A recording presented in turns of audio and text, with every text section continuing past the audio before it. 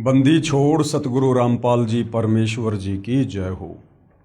परमपिता परमात्मा सारी सृष्टि के रचनहार, कुल मालिक, असंख्य ब्रह्मांडों के स्वामी, जगत गुरु, तीनों लोकों में प्रवेश करके सबका धारण पोषण करने वाले राजाधिराज, आत्माधार, नाथों के नाथ, देवों के देव महादेव, सर्वेश्वर, महेश्वर, मृत्युंजय, अजरो अमर, आदि अनादि, सनातनी प्रभु, जगत पिता जगदीश्वर, श्री श्री 1008 की उपाधि के वास्तविक अधिकारी, अकाल मूरत सौद स्वरूपी राम वासुदेव, सर्वगतम ब्रह्म, परम पूज्य, प्रथम पूज्य, परम संत, परम पुरुष, परम धनी, परम दयालु, सत्य कबीर, हक्का कबीर, अल्लाहु कबीर, अल्लाहु अकबर, बाखबर, अल्लाह ताला, जगत के तारणहार, जगत के मुक्तिदाता, जगत के जगन्नाथ, हारे के सहारे, हिंदुओं के राम, मुसलमानों के अल्लाह, सिखों के वाहिगुरु, ईसाइयों के मसीह, दया के सागर दयानिधि, करुणा के सागर करुणानिधि, स्वयंभू परिभू, संकट मोचन, कष्ट हरण, मंगल करण, दुख भंजन, अविगत कबीर, निर्विकार निर्विषम परमात्मा, अलय अलेख सतगुरु, आदि अनादि सतगुरु, असली मर्यादा पुरुषोत्तम, असली राम, असली कृष्ण, असली घनश्याम, असली मुरारी, राजाओं के राजा, महाराजाओं के महाराजा, शहंशाहों के शहंशाह, सम्राटों के सम्राट, भगवानों के भगवान, अल्लाहों के अल्लाह, प्रभुओं के प्रभु, मसीहाओं के मसीह, सच्चे वाहिगुरु, बाबाओं के बाबा, पीरों के पीर, सेठों के सेठ, जगत सेठ, साड़सा सेठ, सर्वगुण संपन्न, अनंत कोटि कलाओं के स्वामी, अनंत कोटि ब्रह्मांडों के नायक, योगियों में महायोगी, ध्यानियों में महाध्यानी, सिद्धों में परम सिद्ध, ज्ञानियों में तत्व ज्ञानी, ब्रह्म ज्ञानी, महाज्ञानी, परम ज्ञानी, सर्वश्रेष्ठ ज्ञानी, विज्ञानी, युवा कबीर, समर्थ कबीर, असमवात, अमित ओजा, सच्चे रहनुमा, करीम अल्लाह, सुभान अल्लाह, दुनिया के अंतिम पैगंबर, 8 सितंबर 1951 से गांव धनाना, जिला सोनीपत, हरियाणा, भारतवर्ष की पावन भूमि पे प्रकट, रियल कल की भगवान श्री नारायण साकार हरि, श्री बाबा साहिब, नूर अनंत परमात्मा, सच्चे दरवेश, सच्चे बाखबर, संत श्रोमणी सतगुरु रामपाल जी परमेश्वर जी के चरण कमल में आप और हम सभी भाई बहनों का अनंत कोटि दंडवत प्रणाम। सत्साई भाई और बहनों, बहुत बड़ी दया, बहुत बड़ी मेहर पूज्य गुरुदेव भगवान की, परमेश्वर रामपाल जी की, जिनके विशेष आशीर्वाद से उन्हीं के द्वारा लिखित पवित्र पुस्तक ज्ञान गंगा के ऊपर वीडियो बनाने की श्रृंखला जारी है। इसी श्रृंखला में आज हमारा ये 10वें नंबर का वीडियो है। प्रत्येक वीडियो को देखकर हमें अध्यात्म के विषय में बहुत ही गहन जानकारियां प्राप्त हुई है, क्योंकि जो पवित्र पुस्तक ज्ञान गंगा सतगुरु रामपाल जी ने लिखी है, ये पुस्तक सर्व धर्मों के, सर्व पवित्र धर्मशास्त्रों के ज्ञान से प्रमाणित है। इस पवित्र पुस्तक ज्ञान गंगा के सत ज्ञान में, तत्व ज्ञान में, सूक्ष्म ज्ञान में किसी भी धर्म का कोई भी धर्मगुरु सुई की नोक रखने जितनी भी त्रुटि निकालने में सक्षम नहीं है। भाई और बहनों, वर्तमान में यदि इस पृथ्वी पर कहीं सत भक्ति है या शास्त्र अनुकूल साधना है तो केवल सतगुरु रामपाल जी परमेश्वर जी के चरणों में है। बाकी दुनिया शास्त्र विरुद्ध साधना ही कर रही है, जिस शास्त्र विरुद्ध साधना को करने के चलते हमें किसी प्रकार का कोई भी आध्यात्मिक लाभ प्राप्त नहीं हो सकता। बहुत सारे भाई बहनों के मन में शंका होगी कि वे लाभ प्राप्त क्यों नहीं हो सकता। हम तो सदियों से ब्रह्मा विष्णु महेश की परंपरागत पूजा करते आ रहे हैं। हम तो मंदिर में जाते हैं, मस्जिद में जाते हैं, चर्च में जाते हैं, गुरुद्वारे में जाते हैं, कावड़ लेकर आते हैं, मज़ारों पर चद्दर चढ़ाते हैं और हमें तो हर प्रकार के लाभ हो रहे हैं। हमारे काम धंधे बहुत बढ़िया चल रहे हैं, दिन दोगुनी रात चौगुनी हम व्यापार में उन्नति कर रहे हैं। हमारे बच्चे विदेशों में पढ़ रहे हैं, बड़ी बड़ी जॉब लग गए हैं, हमने बड़े बड़े मकान बना लिए हैं, हम बहुत जो है सुखी हैं। तो भाई और बहनों, यदि आप सतगुरु रामपाल जी परमेश्वर जी की वर्तमान में शरण में नहीं है तो आप शास्त्र विरुद्ध साधना कर रहे हैं। भले आप किसी मंदिर में कितना सोना चढ़ा रहे हैं, कितनी चांदी चढ़ा रहे हैं, कितने बड़े बड़े भंडारे और कथाएं क्यों ना करवा रहे हैं, यदि आप सतगुरु रामपाल जी की शरण में नहीं हैं तो आप किसी भी धर्म से संबंधित हैं, आप उन धर्मों की पवित्र पुस्तकों के विरुद्ध भक्ति कर रहे हैं। और रही बात आपकी इस भ्रमणा की कि हमें तो सर्व लाभ मिल रहे हैं, ये सर्व लाभ आपको वर्तमान शास्त्र विरुद्ध भक्ति के कारण नहीं मिल रहे हैं। ये आपकी आध्यात्मिक ज्ञानहीनता है। जब आप सतगुरु रामपाल जी के सत्संग सुनेंगे, सृष्टि रचना को सुनेंगे, तो आपको पता चलेगा कि शास्त्र विरुद्ध साधना करने के चलते भी व्यक्ति को जो लाभ होते हैं, वो लाभ उसके पूर्व जन्मों की भक्ति के पुण्यों के प्रतिफल में होते हैं। यानी आपका मनुष्य जन्म कोई प्रथम बार नहीं हुआ है। जब से हम परमपिता परमेश्वर कबीर साहिब से बिछुड़कर, सतलोक से बिछुड़कर इस काल के साथ यहाँ 21 ब्रह्मांड में आए हैं, तब से न जाने हमारे कितने अनंत करोड़ जन्म हो चुके हैं, जिनमें करोड़ों अरबों मनुष्य जन्म भी शामिल है। और उन मनुष्य जन्मों में ये कबीर परमात्मा रह रहकर आप और हमें संभालते रहते हैं, हमें सत भक्ति दान देते रहते हैं, हमें परमात्मा भक्ति से चार्ज करते रहते हैं। परंतु हम अंतिम श्वास तक मर्यादा में रहकर विश्वास के साथ भक्ति नहीं कर पाते, जिस कारण मोक्ष से वंचित रह जाते हैं। लेकिन वो भक्ति करने के चलते हमारी आध्यात्मिक बैटरी चार्ज हो जाती है, और फिर अगले जन्मों में भले हम शत भक्ति नहीं करते हैं, हम किसी तत्वदर्शी संत की शरण में नहीं होते हैं, फिर भी हमें उन पूर्व जन्मों की सत भक्ति के कारण हमें सर्व लाभ मिलते रहते हैं। और हम ये सोचते हैं कि ये सर्व लाभ मुझे वर्तमान में जो मैं भक्ति कर रहा हूँ, उस भक्ति को करने के चलते मिल रहे हैं। तो भाई और बहनों, ऐसा बिल्कुल भी नहीं है। ये हमें परम संत के सत्संग सुनने से पता चलेगा, सृष्टि रचना को सुनने और समझने से पता चलेगा। तो भाई और बहनों, ये कलयुग है, और हमारे जितने भी अच्छे कर्म थे, शुभ कर्म थे, जो पुण्य कर्म थे, वो हमने आज से पहले 3 युगों में, सतयुग, त्रेता, द्वापर में मनुष्य जन्म प्राप्त कर करके भोग लिए हैं। ज़्यादातर हमने खर्च कर दिए हैं। और वर्तमान में आप देखिएगा 90% लोग वर्तमान में भक्ति अवश्य करते हैं, वो चाहे किसी भी धर्म से संबंधित क्यों ना है, फिर भी उनकी दुर्गति हुई पड़ी है। देश का राजा भी उसी मंदिर में जाता है और देश का भिखारी भी उसी मंदिर के आगे भीख मांगता है। फिर दोनों में इतना अंतर क्यों? भाई और बहनों, दोनों ही शास्त्र विरुद्ध साधना कर रहे हैं। उस राजा के अभी पूर्व जन्मों के पुण्य चल रहे हैं, भिखारी के पूर्व जन्म के पुण्य समाप्त हो चुके हैं। और जिस दिन उस राजा के पुण्य समाप्त होंगे, उसकी भी ऐसी दुर्गति होगी, फिर आने वाले मनुष्य जन्म में या वर्तमान जन्म में भी हो सकती है। तो भाई और बहनों, इस आध्यात्मिक ज्ञान को अच्छे से समझने के लिए आप लोगों ने सृष्टि रचना को समझना बहुत ज़रूरी है। और ये जो सृष्टि रचना सतगुरु रामपाल जी परमेश्वर जी ने हमें समझाई है, हमें बताई है, सत्संगों में सुनाई है और अपनी पवित्र पुस्तकों में लिखी है, ये शास्त्र प्रमाणित है।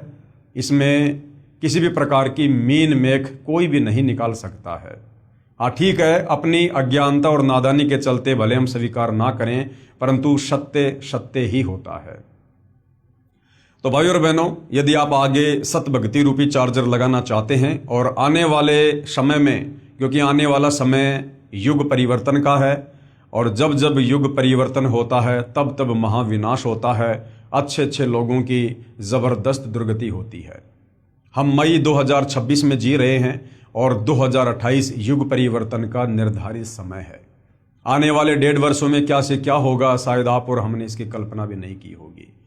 तो यदि आप युग परिवर्तन के दौरान उत्पन्न होने वाली समस्याओं से बचना चाहते हैं, अपने परिवार को बचाना चाहते हैं, तो सतगुरु रामपाल जी की शरण ही एकमात्र विकल्प है। और उसके लिए आपने पहले उनके ज्ञान को अच्छे से समझना होगा, सृष्टि रचना को समझना होगा, उनसे उपदेश प्राप्त करके मर्यादा में रह के भक्ति शुरू करनी होगी, तब आपका बचाव संभव है। तो भाई और बहनों, सतगुरु रामपाल जी से जुड़ने के लिए सबसे पहले ज्ञान समझना अति आवश्यक है। और इस दिशा में हम सृष्टि रचना को समझ रहे हैं। सृष्टि रचना पर आज हमारा ये 4थे नंबर का वीडियो है, और प्रत्येक वीडियो में हमने सृष्टि रचना के विषय में बहुत कुछ जाना है, बहुत कुछ समझा है। तो सृष्टि रचना की शुरुआत जब हमने की थी, तो उसमें पूज्य गुरुदेव भगवान ने बताया कि सर्वप्रथम एक अनामी लोक था, जिसको अनामय लोक भी कहते हैं, जिसको अकय लोक भी कहते हैं। और उस अनामी लोक में, उस अकय लोक में कबीर परमात्मा जी अकेले ही रहा करते थे और कहीं कोई रचना नहीं थी। उसके बाद कबीर परमात्मा, जिनको सत्य पुरुष भी कहते हैं, अकाल मूर्त भी कहते हैं, शब्द स्वरूपी राम भी कहते हैं, ये उनके उपमात्मक नाम हैं। उस कबीर परमेश्वर ने एक विचार किया और नीचे के 3 अविनाशी लोकों की रचना की, अपनी वचन शक्ति से, अपनी शब्द शक्ति से।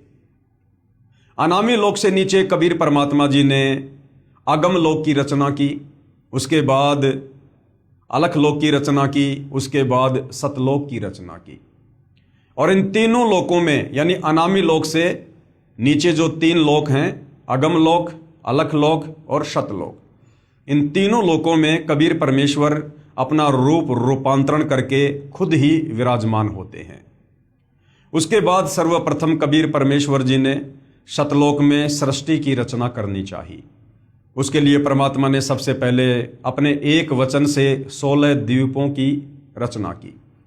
उसके बाद अपने 16 शब्दों से, 16 वचनों से अपने 16 पुत्रों की रचना की और अपने प्रत्येक पुत्र को एक एक द्वीप में रहने का आदेश दिया।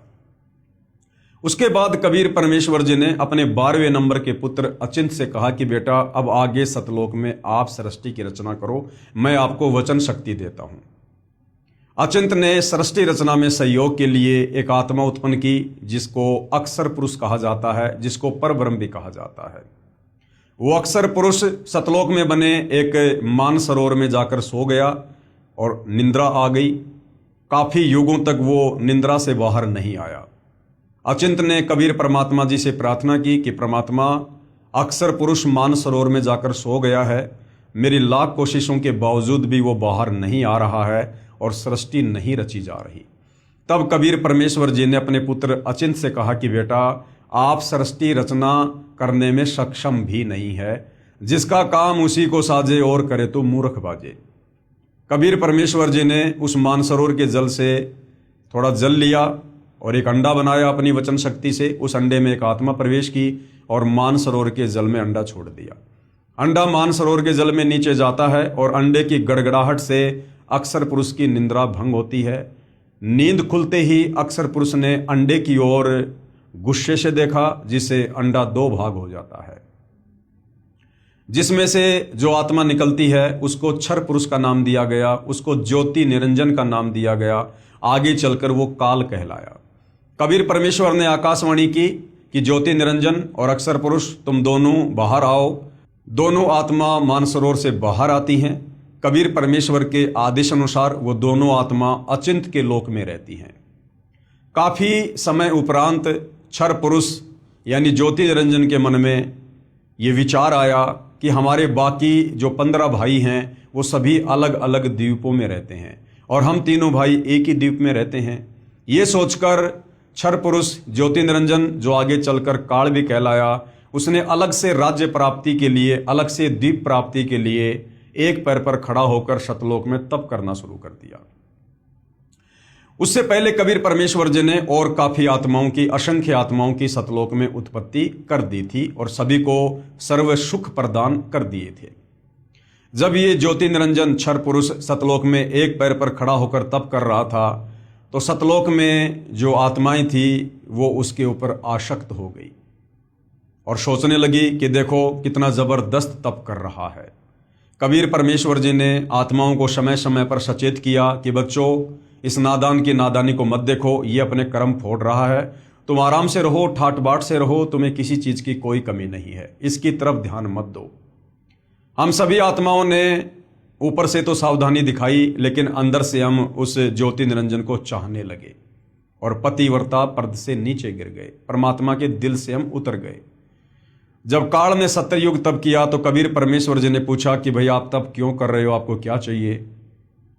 तो क्षर पुरुष ने कहा कि मैं जहां रह रहा हूं वो जगह मेरे लिए कम है, मुझे अलग से राज्य प्रदान कीजिए।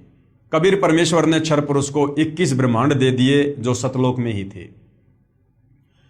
उसके बाद क्षर पुरुष ने फिर से सत्ययुग तप किया, ये सोचकर कि खाली प्लाट का क्या करूंगा, इनमें कुछ रचना भी करनी चाहिए और रचना सामग्री कबीर परमात्मा के ही पास है। तो रचना सामग्री प्राप्त करने के लिए सत्ययुग फिर तप किया।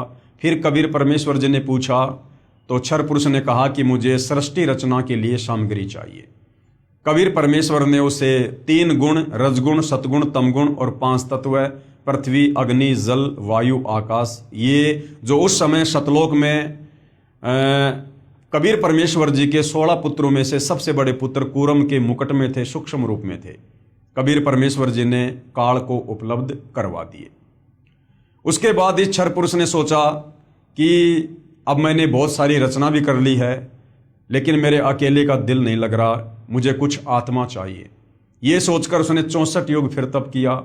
जब 64 युग तप कर लिया तो कबीर परमेश्वर जी ने पूछा कि भाई क्षर पुरुष, अब आपको क्या चाहिए? जो आपको चाहिए था मैंने आपको सब कुछ दे दिया। तो क्षर पुरुष ने कहा कि पिताजी, मुझे कुछ आत्मा दे दो, मेरा अकेले का मन नहीं लगता है। तो कबीर परमेश्वर जी ने कहा कि भाई देखो, आत्मा मैं आपको किसी भी कीमत पर नहीं दे सकता, ये मेरे अंश हैं, मेरे वचन से उत्पन्न हैं, मेरे बच्चे हैं, और आपको कुछ चाहिए तो आप ले सकते हो। लेकिन भाई और बहनों, हम अपने कबीर परमेश्वर जी से दिल हटाकर इस काल के ऊपर हम दिल लगा चुके थे, इसलिए हम पतिव्रता पद से नीचे गिर चुके थे। तो कबीर परमेश्वर जी ने कहा कि भाई क्षर पुरुष, अगर कोई अपनी मर्जी से तेरे साथ जाना चाहता है तो मैं भेज सकता हूं। तो कबीर परमात्मा और क्षर पुरुष दोनों हम सभी आत्माओं के पास आए, और कबीर परमेश्वर जी ने कहा कि भाई कौन कौन आत्मा है जो इस क्षर पुरुष के साथ इसके 21 ब्रह्मांडों में जाना चाहती है, क्योंकि परमात्मा ने उसको प्रथम बार उसके 70 युग वाले तब के बदले में 21 ब्रह्मांड दिए थे।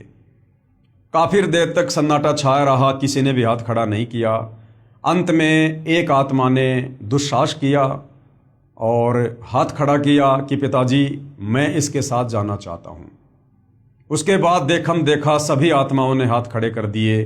आज जितनी भी आत्माएं, आप और हम सभी, वो चाहे ब्रह्मा विष्णु महेश हैं, चाहे देवी देवता हैं, चाहे लख 84 योनि में गधे कुत्ते सूअर हैं, हम सभी आत्माओं ने जो आज काल के 21 ब्रह्मांडों में फंसे पड़े हैं, हम सभी ने देखा हाथ खड़े कर दिए। कबीर परमेश्वर जी ने क्षर पुरुष से कहा कि भाई ठीक है, आप अपने 21 ब्रह्मांडों में जाओ, जिन जिन आत्माओं ने आपके साथ जाने की स्वीकृति दी है उनको मैं अपने हिसाब से आपके पास भेज दूंगा। ज्योति निरंजन यानी क्षर पुरुष, जो आगे चलकर काल कहलाया, अपने 21 ब्रह्मांडों में चला गया। पीछे से कबीर परमेश्वर जी ने सर्वप्रथम हाथ खड़ा करने वाली आत्मा को एक सुंदर युवा लड़की बनाया और अपने पुत्र सहजदास से कहा कि बेटा, आप जाकर इसको ज्योति निरंजन के पास छोड़कर आ जाओ। सहजदास जी ने अपने पिता की आज्ञा पाकर और उस युवा लड़की को, जिसको आगे चलकर दुर्गा भी कहा गया, गीता में जिसको प्रकृति भी कहा गया है, जिसको अष्टंगी 8 भुजा वाली भी कहा गया है, उसे ज्योति निरंजन के पास छोड़ दिया और कहा कि पिताजी ने इसको शब्द शक्ति दे रखी है, आप जितनी आत्मा चाहोगे ये अपने वचन से उत्पन्न कर देगी। सहजदास वापस आ गया। लड़की का युवा शरीर देखकर, रूप रंग निखरा हुआ देखकर और ज्योति निरंजन क्षर पुरुष के मन में दोष उत्पन्न हुआ। उसने उस दुर्गा के साथ में जबरदस्ती करने का प्रयास किया, बलात् करने का प्रयास किया। दुर्गा ने बहुत समझाया कि भाई देखो, हम दोनों एक ही पिता की संतान हैं, हम दोनों भाई बहन हैं, आप मेरे बड़े भाई हो, आपकी उत्पत्ति पहले अंडे से हुई है, बाद में मेरी उत्पत्ति उसी परमात्मा ने अपने वचन से की है। आप मेरे बड़े भाई हो, मैं आपकी छोटी बहन हूँ, और भाई बहन का ये शारीरिक मिलन, ये मैथुन कर्म, ये महापाप का कारण बनेगा। लेकिन विषय वासनाओं के वशीभूत होने के कारण क्षर पुरुष ने उसकी एक नहीं सुनी और जबरदस्ती करने का प्रयास किया। तो दुर्गा ने सूक्ष्म रूप बनाकर उसके मुख के माध्यम से उसके पेट में जाकर शरण ली, और पेट में जाकर दुर्गा ने अपने पिताजी कबीर भगवान से अर्ज की, प्रार्थना की कि हे पिता, मेरी रक्षा करो। कबीर परमेश्वर वहां अपने पुत्र जोगजित का रूप बनाकर जाते हैं और दुर्गा को उसके पेट से बाहर निकालते हैं, और उसके बाद क्षर पुरुष यानी ज्योति निरंजन को श्राप देते हैं कि आज के बाद तेरा नाम काल होगा और तू प्रतिदिन 1 लाख मानव शरीरधारी आत्माओं का भक्षण किया करेगा, आहार किया करेगा, और आज अभी इसी समय तुझे सतलोक से 16 शंख कोश की दूरी पर निष्कासित किया जाता है। ये कहते ही इस क्षर पुरुष के 21 ब्रह्मांड दुर्गा सहित और दुर्गा के अंदर जितने भी आत्माएं प्रवेश थी, विमान की तरह चल पड़ा और सतलोक से 16 शंख कोश की दूरी पर आकर रुक गया। हालांकि बीच में थोड़ा सा प्रकरण आता है कि जब ये 21 ब्रह्मांड विमान की तरह सतलोक से बाहर जा रहे थे, तो बाहर सीमा पर सहजदास का लोक आता है। वहाँ पर ही क्षर पुरुष ने अपने भाई से अर्ज की कि मेरे विमान को यहाँ पर उतार लो, परमात्मा जी से आप प्रार्थना करो, मेरे से बहुत बड़ी गलती हो गई है। जब सहजदास जी ने कबीर परमेश्वर जी से आज्ञा लेनी चाहिए तो कबीर परमात्मा ने मना कर दिया कि अगर उसको रोका तो मेरे से फिर बुरा कोई नहीं होगा। यानी परमेश्वर ने कहा कि मैं मन कर्म वचन से कहता हूँ उसको यहाँ से बाहर निष्कासित कर दो। सहजदास ने कहा कि भैया मेरे बस की बात नहीं है, पिताजी ने मना कर दिया है। और सतलोक से 16 संकोश की दूरी पर इस काल के 21 ब्रह्मांड आकर स्थिर हो गए परमेश्वर की वचन शक्ति से, जिसको हम गुरुत्वाकर्षण शक्ति कहते हैं। उसके बाद भाई और बहनों, इस काल ने, क्षर पुरुष ने, ज्योति निरंजन ने दुर्गा के साथ में मनमानी करनी चाहिए और कहा कि अब मेरा कौन क्या बिगाड़ेगा, अब जो मन में आएगा वो मैं करूँगा, मुझे जो सज़ा मिलनी थी वो पिताजी ने दे दी है। दुर्गा ने फिर समझाया, बहुत कोशिश की, लेकिन ये नहीं माना। अंत में इसने दुर्गा के साथ में पति पत्नी व्यवहार किया और 3 पुत्रों की रचना की, ब्रह्मा की, विष्णु की और शंकर जी की। और अपने तीनों बेटों को एक एक गुण से युक्त कर दिया। रजगुण से ब्रह्मा जी को, सतगुण से विष्णु जी को, तमगुण से शंकर जी को। तीनों पुत्रों की उत्पत्ति करके ब्रह्मा जी को कमल के फूल के ऊपर बैठाकर अचेत कर दिया, विष्णु जी को शेषनाग की सैया के ऊपर लिटाकर अचेत कर दिया और शंकर जी को कैलाश पर्वत पर बैठाकर अचेत कर दिया। और दुर्गा से कहा कि दुर्गा, अब आज के बाद मैं प्रतिज्ञा करता हूं कि मैं किसी को भी अपने वास्तविक काल रूप में दर्शन नहीं दूंगा, क्योंकि मुझे परमात्मा जी ने श्राप दिया है। मुझे प्रतिदिन 1 लाख मानव शरीरधारी आत्माओं को खाना पड़ेगा। अगर मेरे इस दुष्कर्म का संसार में आत्माओं को पता चल गया तो फिर कोई भी मेरी पूजा नहीं करेगा और सब लोग यहाँ से बाहर निकलने का प्रयास करेंगे जब कभी कबीर परमात्मा इस लोक में ज्ञान समझाने आएंगे। तो काल ने एक अटल प्रतिज्ञा कर ली कि आज के बाद मैं अपने वास्तविक रूप में किसी को दर्शन नहीं दूंगा। और दुर्गा, अब आप इन तीनों बेटों के माध्यम से मेरे भोजन की व्यवस्था करो, सृष्टि की उत्पत्ति करो। दुर्गा ने काल का आदेश प्राप्त करके और अपने तीनों पुत्रों को सचेत कर दिया, आपस में उनको इकट्ठा कर दिया। उसके बाद में काल के आदेश से दुर्गा ने समुद्र मंथन के दौरान ब्रह्मा जी को 4 वेद दिए। जब ब्रह्मा जी ने वेदों को पढ़ा तो वेदों से पता चला कि कोई ब्रह्म है जो साकार है, सशरीर है, तेजोमय शरीर है और साधना करने से वो मिलता है। उससे पहले दुर्गा कहा करती थी कि पुत्रों, मैं तुम्हारी माँ हूँ, मैं तुम्हारा पिता हूँ। लेकिन जब ब्रह्मा जी ने वेद पढ़े और वेदों में पढ़ा कि कोई परमात्मा अलग है, तो ब्रह्मा जी ने कहा कि माँ, वेदों में तो लिखा है कि ब्रह्म कोई और है, आप कह रही हो कि ब्रह्म मैं ही हूँ, मैं तुम्हारी माँ हूँ, मैं तुम्हारा पिता हूँ। तो दुर्गा ने सच बताना पड़ा और दुर्गा ने कहा कि बेटा तुम्हारा पिता है, लेकिन वो तुम्हें दर्शन नहीं देगा। ये बात सुनकर ब्रह्मा जी को अपनी माता की बातों पर अविश्वास हो गया और ब्रह्मा ने सोचा कि मैं अपने पिता के दर्शन करूंगा। ये सोचकर ब्रह्मा जी उत्तर दिशा की ओर चल दिए, जहां पर अंधेरा ही अंधेरा था। जाने से पहले दुर्गा ने कहा कि बेटा, अगर तुझे तेरे पिता ब्रह्म ने दर्शन नहीं दिए तो तू क्या करेगा? ब्रह्मा ने कहा कि मैं आपको अपनी शक्ल नहीं दिखाऊंगा। 4 युग तक ब्रह्मा जी ने ध्यान लगाया, परंतु काल यानी ब्रह्म ने उसको दर्शन नहीं दिए। उधर से काल ब्रह्म ने आकाशवाणी की कि दुर्गा, सृष्टि क्यों नहीं रची जा रही है? तो दुर्गा ने कहा कि आपका बड़ा बेटा ब्रह्मा आपकी खोज करने के लिए गया हुआ है। तो ब्रह्म ने कहा, यानी काल ने कहा कि उस ब्रह्मा को वापस बुलाओ, मैं दर्शन नहीं दूंगा। दुर्गा ने अपनी शब्द शक्ति से गायत्री नाम की एक लड़की उत्पन्न की और कहा कि अपने भाई ब्रह्मा को लेकर आओ किसी भी प्रकार से। गायत्री चली जाती है। ब्रह्मा जी समाधि में थे। गायत्री ने ध्यान से दुर्गा से जब बातचीत की, संवाद किया, तो दुर्गा ने कहा कि आप उसके पैर को हाथ लगाओ, उसके चरणों को स्पर्श करो। गायत्री ने ऐसा ही किया और ब्रह्मा जी का ध्यान भंग हुआ। ब्रह्मा जी ने कहा कि तू कौन उल्टा है जिसने मेरी समाधि भंग कर दी, मेरा ध्यान भंग कर दिया, मैं तुझे श्राप दूंगा। तो गायत्री ने कहा कि श्राप बाद में देना, पहले मेरी बात सुन लो। मुझे माता ने भेजा है तुम्हें वापस लाने के लिए, क्योंकि तुम्हारे बिना सृष्टि नहीं रची जा रही है। तो ब्रह्मा ने कहा कि भाई गायत्री, मैं वापस कैसे चलूं? मुझे पिताजी के दर्शन नहीं हुए और मैं तो प्रतिज्ञा करके आया था कि जब तक पिताजी के दर्शन नहीं होंगे मैं अपना मुंह नहीं दिखाऊंगा। गायत्री की मजबूरी थी ब्रह्मा को वापस लेकर जाना। तो गायत्री ने कहा कि आपको तो चलना पड़ेगा। तो ब्रह्मा जी ने कहा कि एक शर्त पर चल सकता हूं, यदि आप मेरी झूठी गवाही दे दो कि हाँ, मेरे सामने ब्रह्मा को इसके पिता ने दर्शन दिए।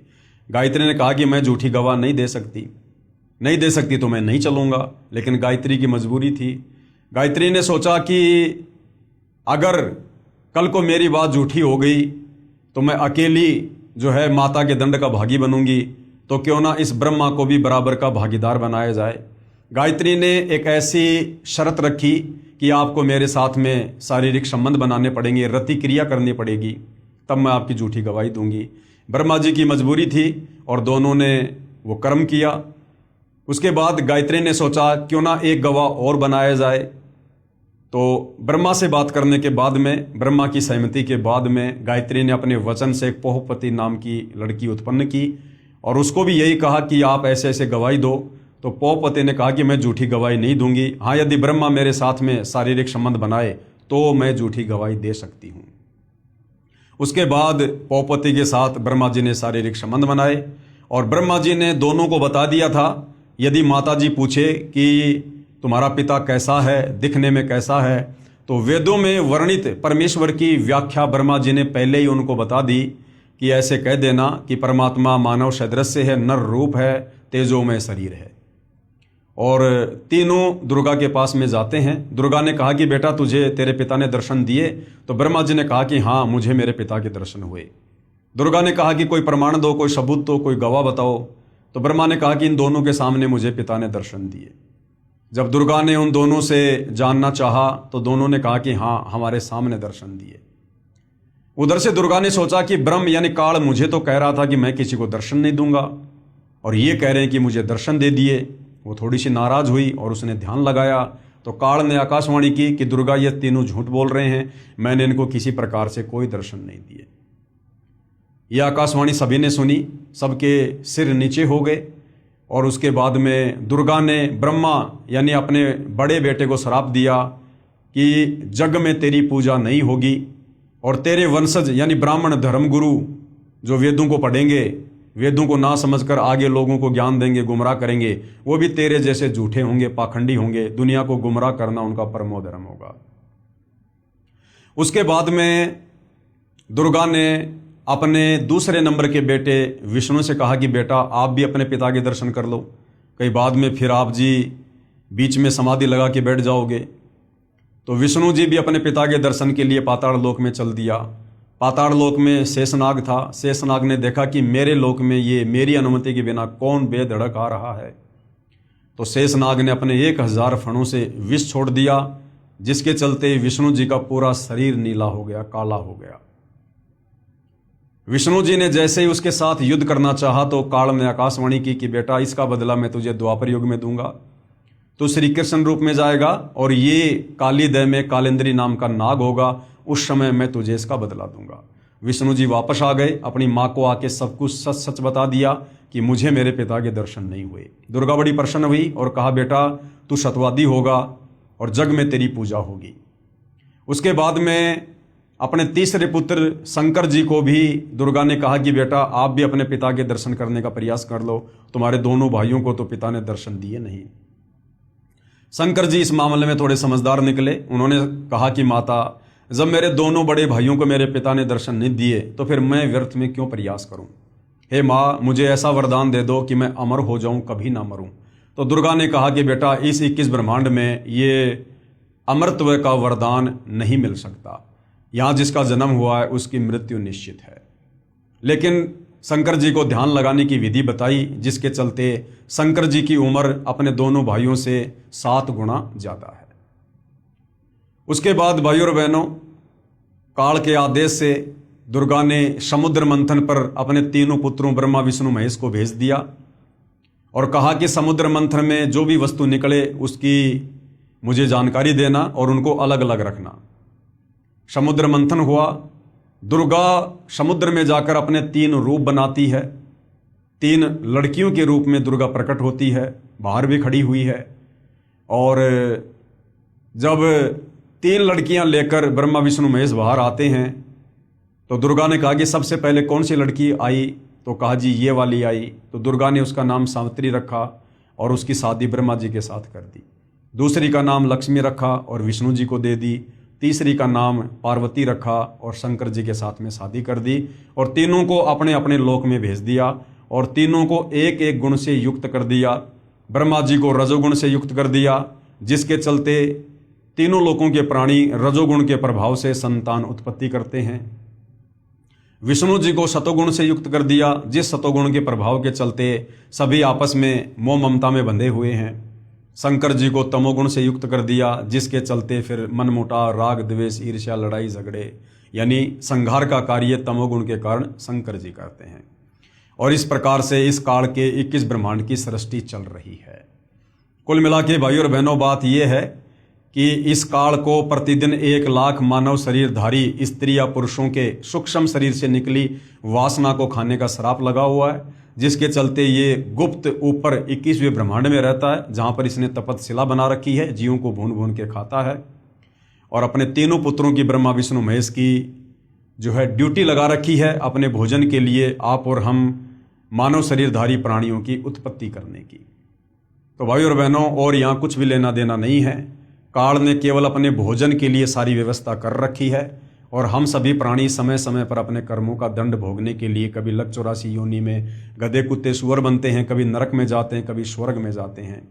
और इसी प्रकार से जन्म मृत्यु का सिलसिला, लक 84 योनियों का सिलसिला, ये लगातार अनंत युगों से चलता आ रहा है। इस काल की चक्की से बाहर निकालने के लिए, इन कष्टों से बाहर निकालने के लिए वो कबीर परमात्मा, सारी सृष्टि का मालिक, सतलोक से चलकर स्वयं ही यहाँ पर समय समय पर आता है।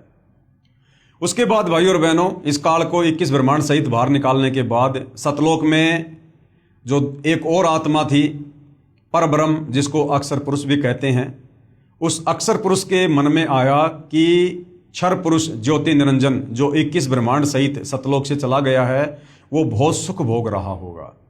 अक्षर पुरुष उसकी याद में रहने लगा, भक्ति भी करने लगा, लेकिन व्याकुल रहने लगा, चिंतित रहने लगा उस काल की याद में। और भी बहुत सारी आत्माएं जो सतलोक में थी, वो आत्माएं भी ये सोचकर कि काल ब्रह्म के साथ जितनी भी आत्मा उसके 21 ब्रह्मांड में गई हैं, वो तो बड़े सुख भोग रही होंगी, ये सोचकर उनके मन में भी दोष आ गया कि काश हम भी चले जाते तो हम भी ना जाने क्या क्या सुख भोगते। जबकि यहाँ हम लोग गधे कुत्ते सुअर बनकर टट्टी खा रहे हैं, लैट्रिन खा रहे हैं, नरक का कष्ट भोग रहे हैं, जन्म मृत्यु के चक्कर में हैं, अकाल मृत्यु मर रहे हैं, गरीबी में, भिखारीपन में, दारिद्र्य में जी रहे हैं।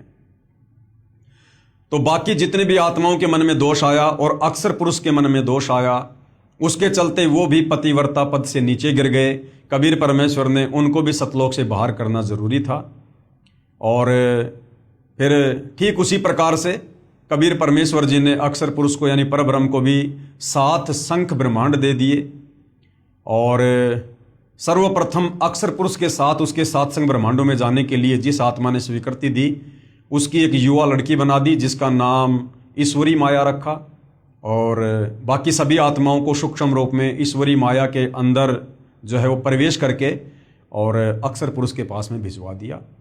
लेकिन अक्षर पुरुष ने और ईश्वरी माया ने वो गलती नहीं की जो गलती काल और दुर्गा ने सतलोक में की थी, जबरदस्ती शारीरिक संबंध बनाने की। यानी शारीरिक संबंध बनाने का प्रयास किया लेकिन सफल नहीं हो पाए। लेकिन अक्षर पुरुष ने ईश्वरी माया की सहमति से अपने नाखूनों से उसको स्त्री इंद्री लगाई और मैथुन क्रिया की, जिसके चलते अक्षर पुरुष के लोक में जीवों को भूनकर नहीं खाया जाता है, जीवों को जो है वो तपतशिला का कष्ट नहीं दिया जाता है। बाकी सारे के सारे कष्ट जो 21 ब्रह्मांड में हैं, काल के लोक में हैं, जैसे जन्म और मृत्यु, लक 84 योनियों का कष्ट, नरक का कष्ट, ये जो का त्यों अक्षर पुरुष के लोक में भी आत्माओं को दिया जाता है। तो भाइयों और बहनों, इस प्रकार से कबीर परमेश्वर जी ने 7 शंख ब्रह्मांड अक्षर पुरुष को और 21 ब्रह्मांड इस काल को देकर सतलोक से निष्कासित किया। उसके बाद रह रहकर कबीर परमेश्वर जी इस काल के 21 ब्रह्मांड में आते हैं, अक्षर पुरुष के 7 शंख ब्रह्मांड में जाते हैं। हम आत्माओं को सतलोक में की गई अपनी गलती सृष्टि रचना सुनाकर याद दिलाते हैं और हमें उनके बंधन से छुड़वाते हैं। जो जो आत्माएं उनके ज्ञान को स्वीकार कर लेती है, उनकी भक्ति स्वीकार कर लेती है और आजीवन मर्यादा में रहकर भक्ति करती है, उन आत्माओं को परमेश्वर वापस सतलोक लेकर जाते हैं। तो भाई और बहनों, यहाँ जो सृष्टि रचना चल रही है, जो सतगुरु रामपाल जी ने अपने सत्संगों में सुनाई है और अपनी पवित्र पुस्तकों में लिखी है, इसका समर्थन सर्व धर्मों के सर्व पवित्र धर्मशास्त्र भी कर रहे हैं। और हमने इस पवित्र पुस्तक ज्ञान गंगा में देखा कि मुसलमान धर्म की कुरान शरीफ, तौरेत, जबूर, ईसाइयों की बाइबल, हिंदुओं के 4 वेद और गीता जी, साथ में बहुत सारे महापुरुषों की जो लेखनी से जो ग्रंथ लिखे गए हैं, जिस प्रकार से धर्मदास जी के द्वारा लिखा गया कबीर सागर और दादू जी का दादू ग्रंथ और भी बहुत सारे महापुरुषों के ग्रंथों ने इसी सृष्टि रचना का समर्थन किया है। जो सृष्टि रचना कबीर परमेश्वर 650 साल पहले बनारस के काशी में बताया करते थे, जिस समय उनको अनपढ़ कहकर रिजेक्ट कर दिया गया था, आज उसी सृष्टि रचना को हमारे सर्व धर्मों के धर्मशास्त्र समर्थन दे रहे हैं।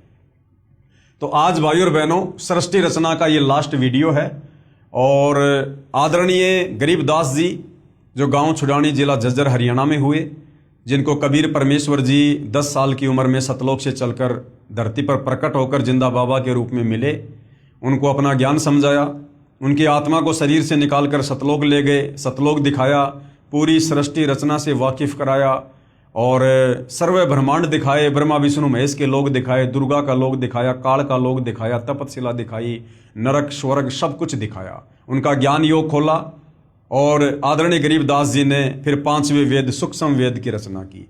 तो आज कबीर परमेश्वर जी ने जो सृष्टि रचना हमें बताई है, समझाई है, जो समय समय पर चारों युगों में बताते रहते हैं, आदरणीय गरीबदास जी जो लगभग 300 साल पहले गांव छुड़ानी जिला झज्जर हरियाणा में हुए थे, उनके द्वारा लिखित ग्रंथ सदग्रंथ साहिब में, जिसमें 24,000 वाणियां हैं, विश्व की सभी भाषाओं के शब्दों का समावेश है, जिसको सदग्रंथ साहिब भी कहते हैं, 5वां वेद सूक्ष्म वेद भी कहते हैं, उसमें सृष्टि रचना का ज्यों का त्यों प्रमाण है।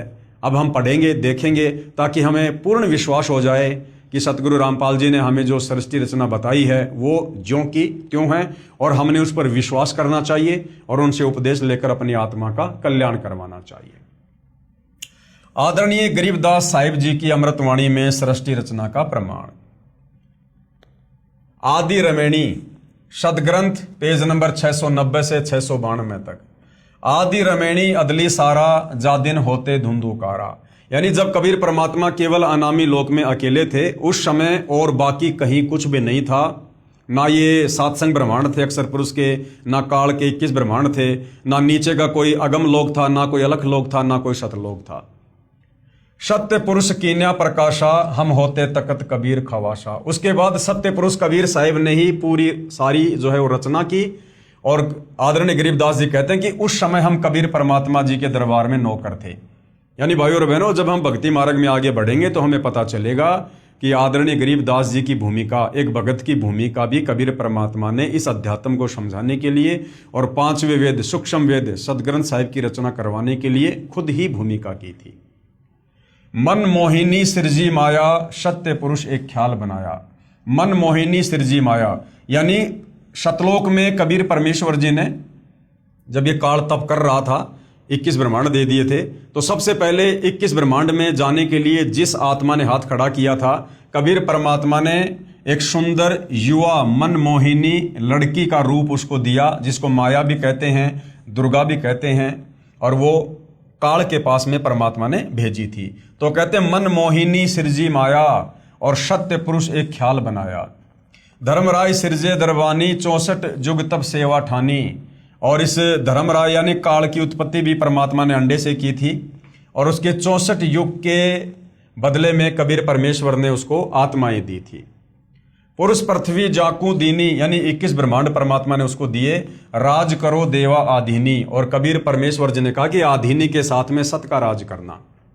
ब्रह्मांड 21 राज तुम दीन्या, मन की इच्छा सब जुग लीन्या। माया मूल रूप एक छाजा, और मोही लिए जिन धर्म राजा।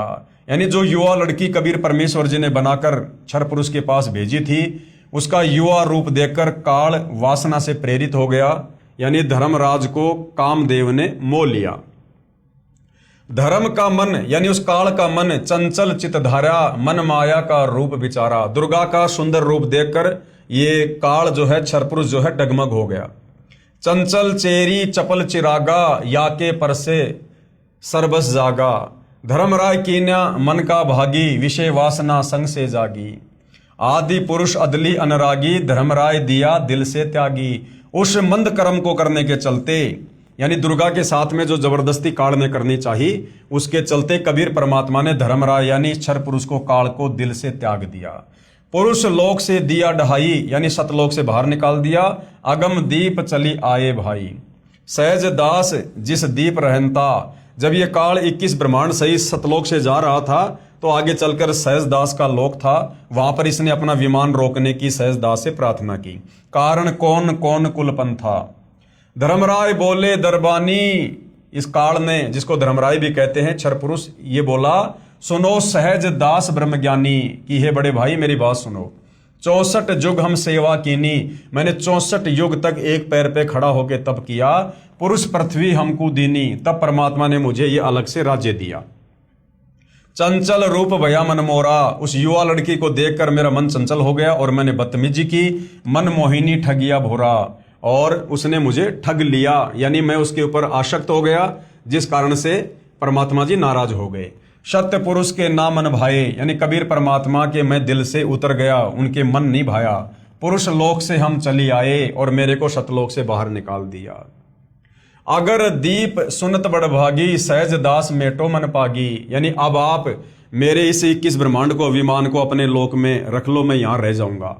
बोले सहज दास दिलदानी, हम तो चाकर सत सहदानी। सहज दास जी बोले भाई मैं तो कबीर परमात्मा का नौकर हूं, सत्य पुरुष से अर्ज गुजारूं तब तुम्हारा विमान उतारूं। पहले मैं कबीर भगवान से, सत्य पुरुष से प्रार्थना करूंगा, अगर उनकी आज्ञा होगी तो मैं तेरे विमान को यहां पर रोकूंगा। सहज दास को किया पियाना, सहज दास कबीर परमेश्वर जी के पास में गए, सत्य लोक लिया परवाना, यानी सतलोक के लिए चल दिए। सत्य पुरुष साहिब सरभंगी, अविगत अदली अचल अभंगी, यानी कबीर परमेश्वर की उन्होंने तरह तरह से महिमा की।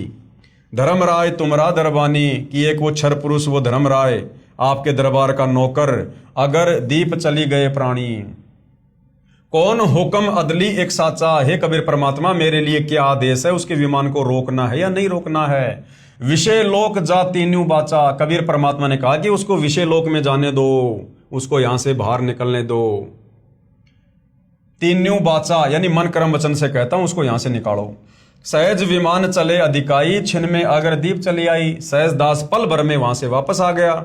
हम तो अर्ज करी अनुरागी, कि भाई ज्योति निरंजन मैंने तो सत्य पुरुष से अर्ज की थी तुम विषय लोक जाओ बड़भागी, लेकिन परमात्मा ने मना कर दिया, तुम विषय लोक में जाओ। धर्मराय के चले विमाना, और 21 ब्रह्मांड विमान की तरह वहां से चल पड़े। मान सरोवर आए प्राणा, उसके बाद सतलोक में एक मान सरोवर है, वहां पर वो विमान आया। मान सरोवर रहन न पाए, काल ने वहां पर रहने की कोशिश की लेकिन परमात्मा ने वहां भी नहीं रहने दिया। दरे कबीरा थाना लाए, वहां पर कबीर परमात्मा खुद ही बैठे हुए थे। बंकनाल की विस्मी बाटी, तहां कबीरा रोकी घाटी। इन पांचों मिल जगत बंधाना, लख 84 जीव संताना। उसके बाद भाई और बहनों आगे की जो सृष्टि है उसका आपको ज्ञान है ही, कि किस प्रकार से इस काल ने अपने भोजन के लिए और दुर्गा से अपने 3 पुत्रों की रचना की, तीनों को एक एक गुण से युक्त कर दिया, और हम जीवों की उत्पत्ति और संहार करवा के किस प्रकार से ये काल अपनी 21 ब्रह्मांड की सृष्टि चला रहा है। तो कहते हैं इन पांचों मिल जगत बंधाना, इन पांचों यानी काल, दुर्गा और तीनों इनके बेटे ब्रह्मा विष्णु महेश, इन पांचों ने मिलकर पूरे संसार को मूर्ख बना रखा है। सबको कर्म बंधन में, लख 84 में, जन्म मरण में बांध रखा है। इन पांचों मिल जगत बंधाना, लख 84 जीव संताना, लख 84 में जीवों को यातना दे रहे हैं। ब्रह्मा विष्णु महेश और माया धर्मराय का राज पठाया।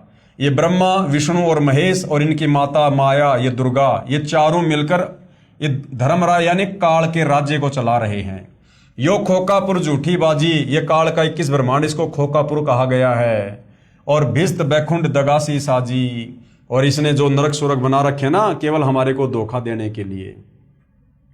कृत्रिम जीव बुलाने भाई, निज घर की तो खबर न पाई, और हमारे को एक कृत्रिम जीव बना दिया। आत्माओं के ऊपर ये चोला लगा के हमारे को जन्मने और मरने वाले जीवों की संज्ञा में लाके खड़ा कर दिया।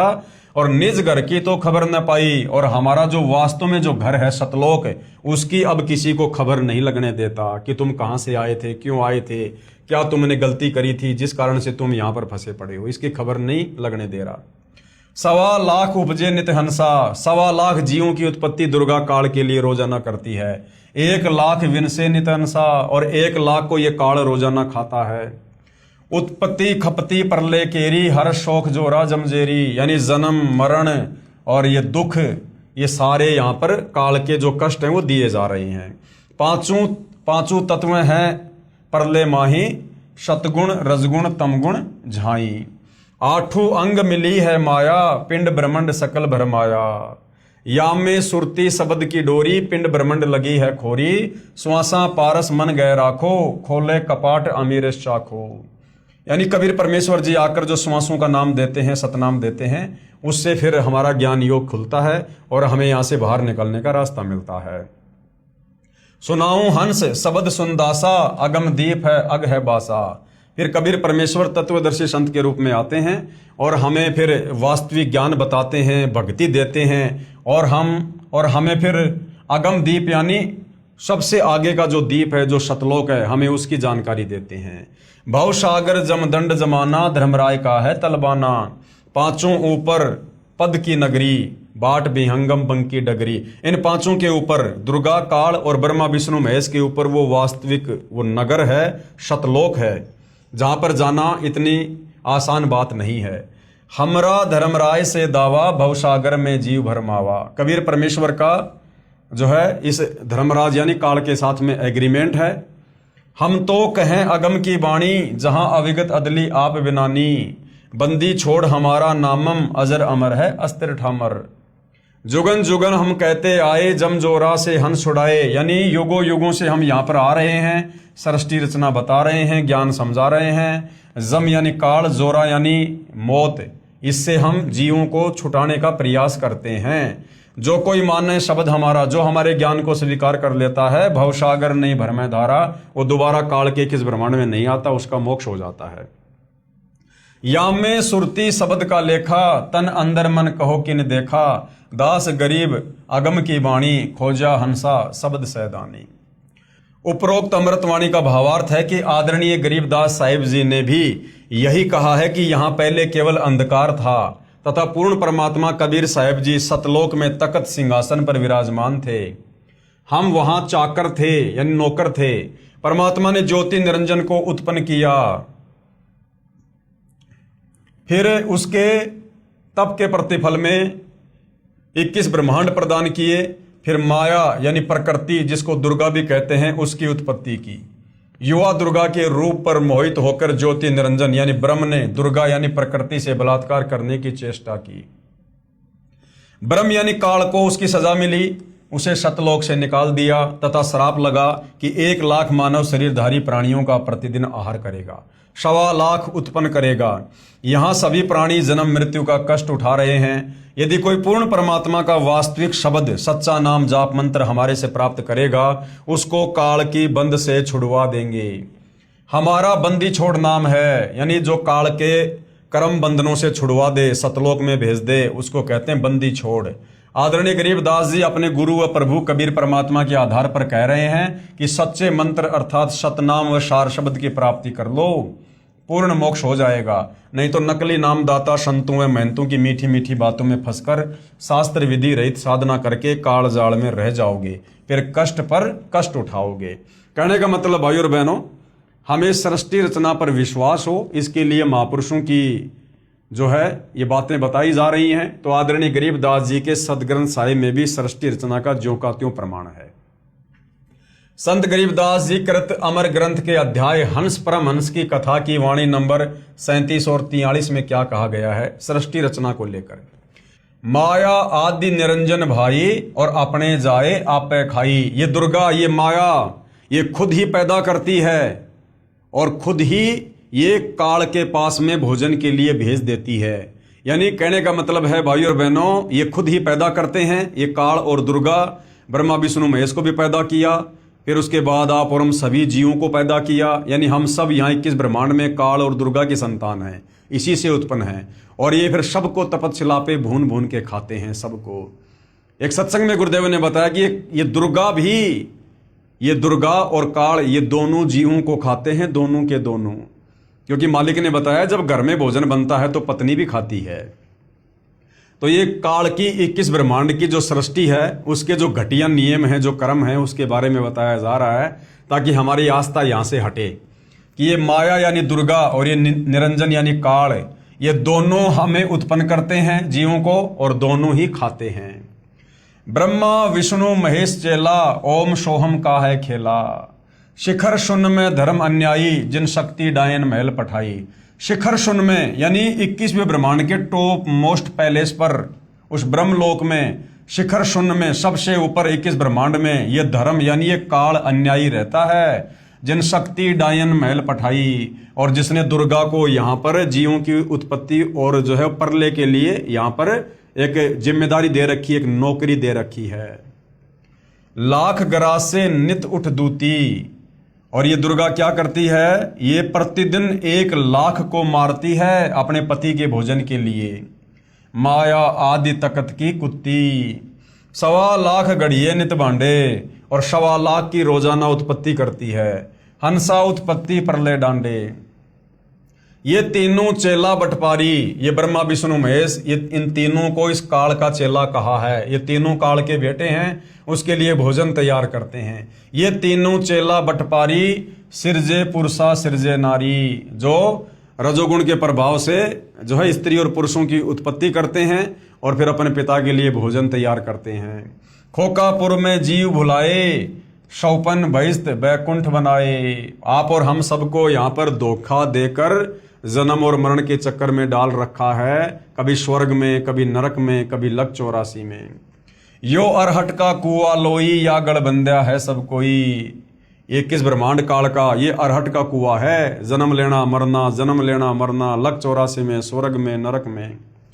कीड़ी यानी चीटी, कुंजर यानी हाथी, और अवतारा यानी ब्रह्मा विष्णु महेश जो ये अवतार रूप में आते हैं। अरहट डोर बंधे कई बारा, ये काल किसी को नहीं छोड़ता है। इस अरहट की डोरी से जन्म और मरण के चक्कर में कीड़ी से लेकर हाथी और ये अवतार ब्रह्मा विष्णु महेश भी बंधे हुए हैं। अरब अलील इंदर हुए हैं भाई, अरब अलील इंदर, अरहट डोरी बंधे सब आई। शेष महेश अरु गणेश ताई, अरहट डोरी बंद सब आई। शेष यानी शेषनाग, महेश यानी ये शंकर जी, और ये गणेश आदि जितने भी देवी देवता हैं, ये सब इस काल की जन्म मृत्यु रूपी अरहट की डोरी से बंधे हुए हैं। सबका जन्म और मरण है। शुक्रादिक यानी सुखदेव जैसे ऋषि भी, ध्रुव भी, और प्रहलाद भी, और ब्रह्मादिक यानी ये ब्रह्मादि अर्थात ब्रह्मादिक का मतलब है ब्रह्मा विष्णु महेश भी, ये भी अरहट की डोरी से बंधे हुए हैं, यानी जन्म और मरण में हैं। कोटिक करता फिरता देखा, अरहट डोरी कहूँ सुन लेखा। चतुर्भुजी भगवान कहाँ हैं, यानी ब्रह्मा विष्णु महेश की 4 भुजाएं हैं, तो कहते हैं चतुर्भुजी भगवान कहाँ हैं, अरहट डोर बंधे सभा में। ये सब जन्म और मरण की डोरी से बंधे हुए हैं। यो है खोकापुर का कुआ, ये जो पृथ्वी लोक है, ये इस 21 ब्रह्मांड में कुआ है, कुआ, और या में पड़या सो निश्चय मुआ।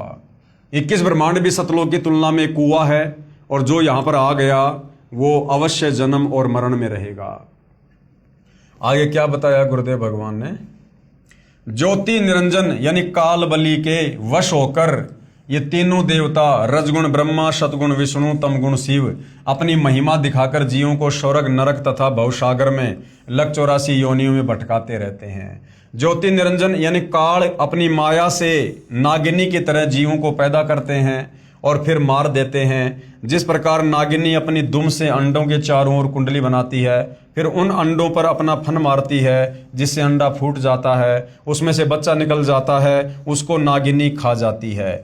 फन मारते समय कई अंडे फूट जाते हैं, क्योंकि नागिनी, ये भाई और बहनों, वो अरहट के कुएं का एक चित्र समझा रखा है। जिस प्रकार पहले इस प्रकार से कुएं से पानी निकाला करते थे, पहले ट्यूबवेल वगैरह मोटर वगैरह नहीं होती थी, इसी प्रकार से कुएं से जो है वो पानी निकाला जाता था। तो एक ये चैन है, और इस चैन के साथ में बाल्टियां वेल्ड कर दी जाती थी और बैलों से इसको घुमाया जाता था। तो बाल्टी क्या होती थी, नीचे तो पानी से भर जाती थी और ऊपर आकर यहाँ पर ये खाली हो जाया करती थी। तो कहते हैं कि इस काल का 21 ब्रह्मांड इस अरहट की तरह से है। हम इस पृथ्वी लोक पर आते हैं, यहाँ पर मनुष्य जन्म प्राप्त करते हैं, जैसा भी धर्म कर्म करते हैं, भक्ति करते हैं, थोड़े बहुत हम पुण्य प्राप्त करते हैं, पाप प्राप्त करते हैं, यहाँ से अपने पाप और पुण्य का थैला भर के और ऊपर जाते हैं स्वर्ग में, महास्वर्ग में, वहाँ पर अपनी भक्ति को खर्च करके फिर वापस मनुष्य जन्म प्राप्त करके इस पृथ्वी लोक पर आ जाते हैं। कभी हम यहाँ पर लक 84 योनियों में चींटी बनते हैं, कभी हाथी बनते हैं, और कभी ब्रह्मा विष्णु महेश बनते हैं, कभी स्त्री और पुरुष बनते हैं। तो ये जन्म मरण का चक्कर, पाप पुण्य का खेल इसी प्रकार से काल के 21 ब्रह्मांड में चलता रहता है। आगे क्या बताया है? उस नागिनी के बहुत सारे अंडे होते हैं, जो अंडे फूटते हैं उनमें से बच्चे निकलते हैं। यदि कोई बच्चा कुंडली यानी सर्प की दुम का घेरा से बाहर निकल जाता है तो वह बच्चा बच जाता है, नहीं तो कुंडली में वह नागिनी छोड़ती नहीं है। जितने बच्चे उस कुंडली के अंदर होते हैं उन सबको खा जाती है। जो साधक यानी जो भगत ब्रह्म यानी काल ब्रह्म यानी ज्योति निरंजन और देवी दुर्गा तथा ब्रह्मा विष्णु शिव तथा अन्य देवताओं तक की भक्ति करते हैं, वे काल ब्रह्म रूपी नागिनी के घेरे यानी जन्म मरण के चक्कर में काल रोक में रह जाते हैं, जिनको काल ज्योति निरंजन खाता है। यानी काल की भक्ति यानी गीता जी में जो ब्रह्म भक्ति बताई है, जिसका ओम मंत्र है, चाहे तो ये ब्रह्म की भक्ति कर लो, चाहे दुर्गा की कर लो, चाहे ब्रह्मा विष्णु महेश की भक्ति कर लो, चाहे नीचे के देवी देवताओं की भक्ति कर लो, ये 21 ब्रह्मांड की भक्ति है। इस भक्ति से हम बाहर नहीं निकल सकते, जन्म मरण के चक्कर में रहेंगे और काल हर बार हमें तपशिला पर भून भून के इसी प्रकार से खाएगा। माया काली नागिनी अपने जाए खात और कुंडली में छोड़े नहीं, 100 बातों की बात। इसी प्रकार ये काल बलि का जाल है, इस काल का जाल है। निरंजन तक की भक्ति पूरे संत से नाम लेकर करेंगे तो भी इस निरंजन की कुंडली 21 ब्रह्मांड से बाहर नहीं निकल सकते। अगर आप सतगुरु रामपाल जी से केवल इस काल तक की भक्ति लेकर भक्ति करोगे, केवल ओम नाम की भक्ति करोगे, प्रथम मंत्र लोगे, तो भी आप इसके जन्म और मरण के चक्कर से बाहर नहीं निकल सकते। हाँ, यदि आपने सतगुरु रामपाल जी से, तत्वदर्शी संत से अगर भक्ति का पूरा कोर्स ले लिया, प्रथम मंत्र प्राप्त कर लिया जिसमें काल ब्रह्मा विष्णु महेश और दुर्गा सबके मंत्र हैं, उसके बाद यदि आपने सतनाम भी प्राप्त कर लिया और तीसरा मंत्र सार नाम प्राप्त कर लिया और फिर सार शब्द आपको प्राप्त हुआ, तो आप इस काल के अरहट के कुएं से, जन्म मरण के चक्कर से बाहर निकल सकते हैं। स्वयं ब्रह्मा विष्णु महेश आदि माया शेरा वाली भी निरंजन की कुंडली में है, यानी ब्रह्मा विष्णु महेश को भी ये काल बलि तपशिला पर भून भून के खाता है।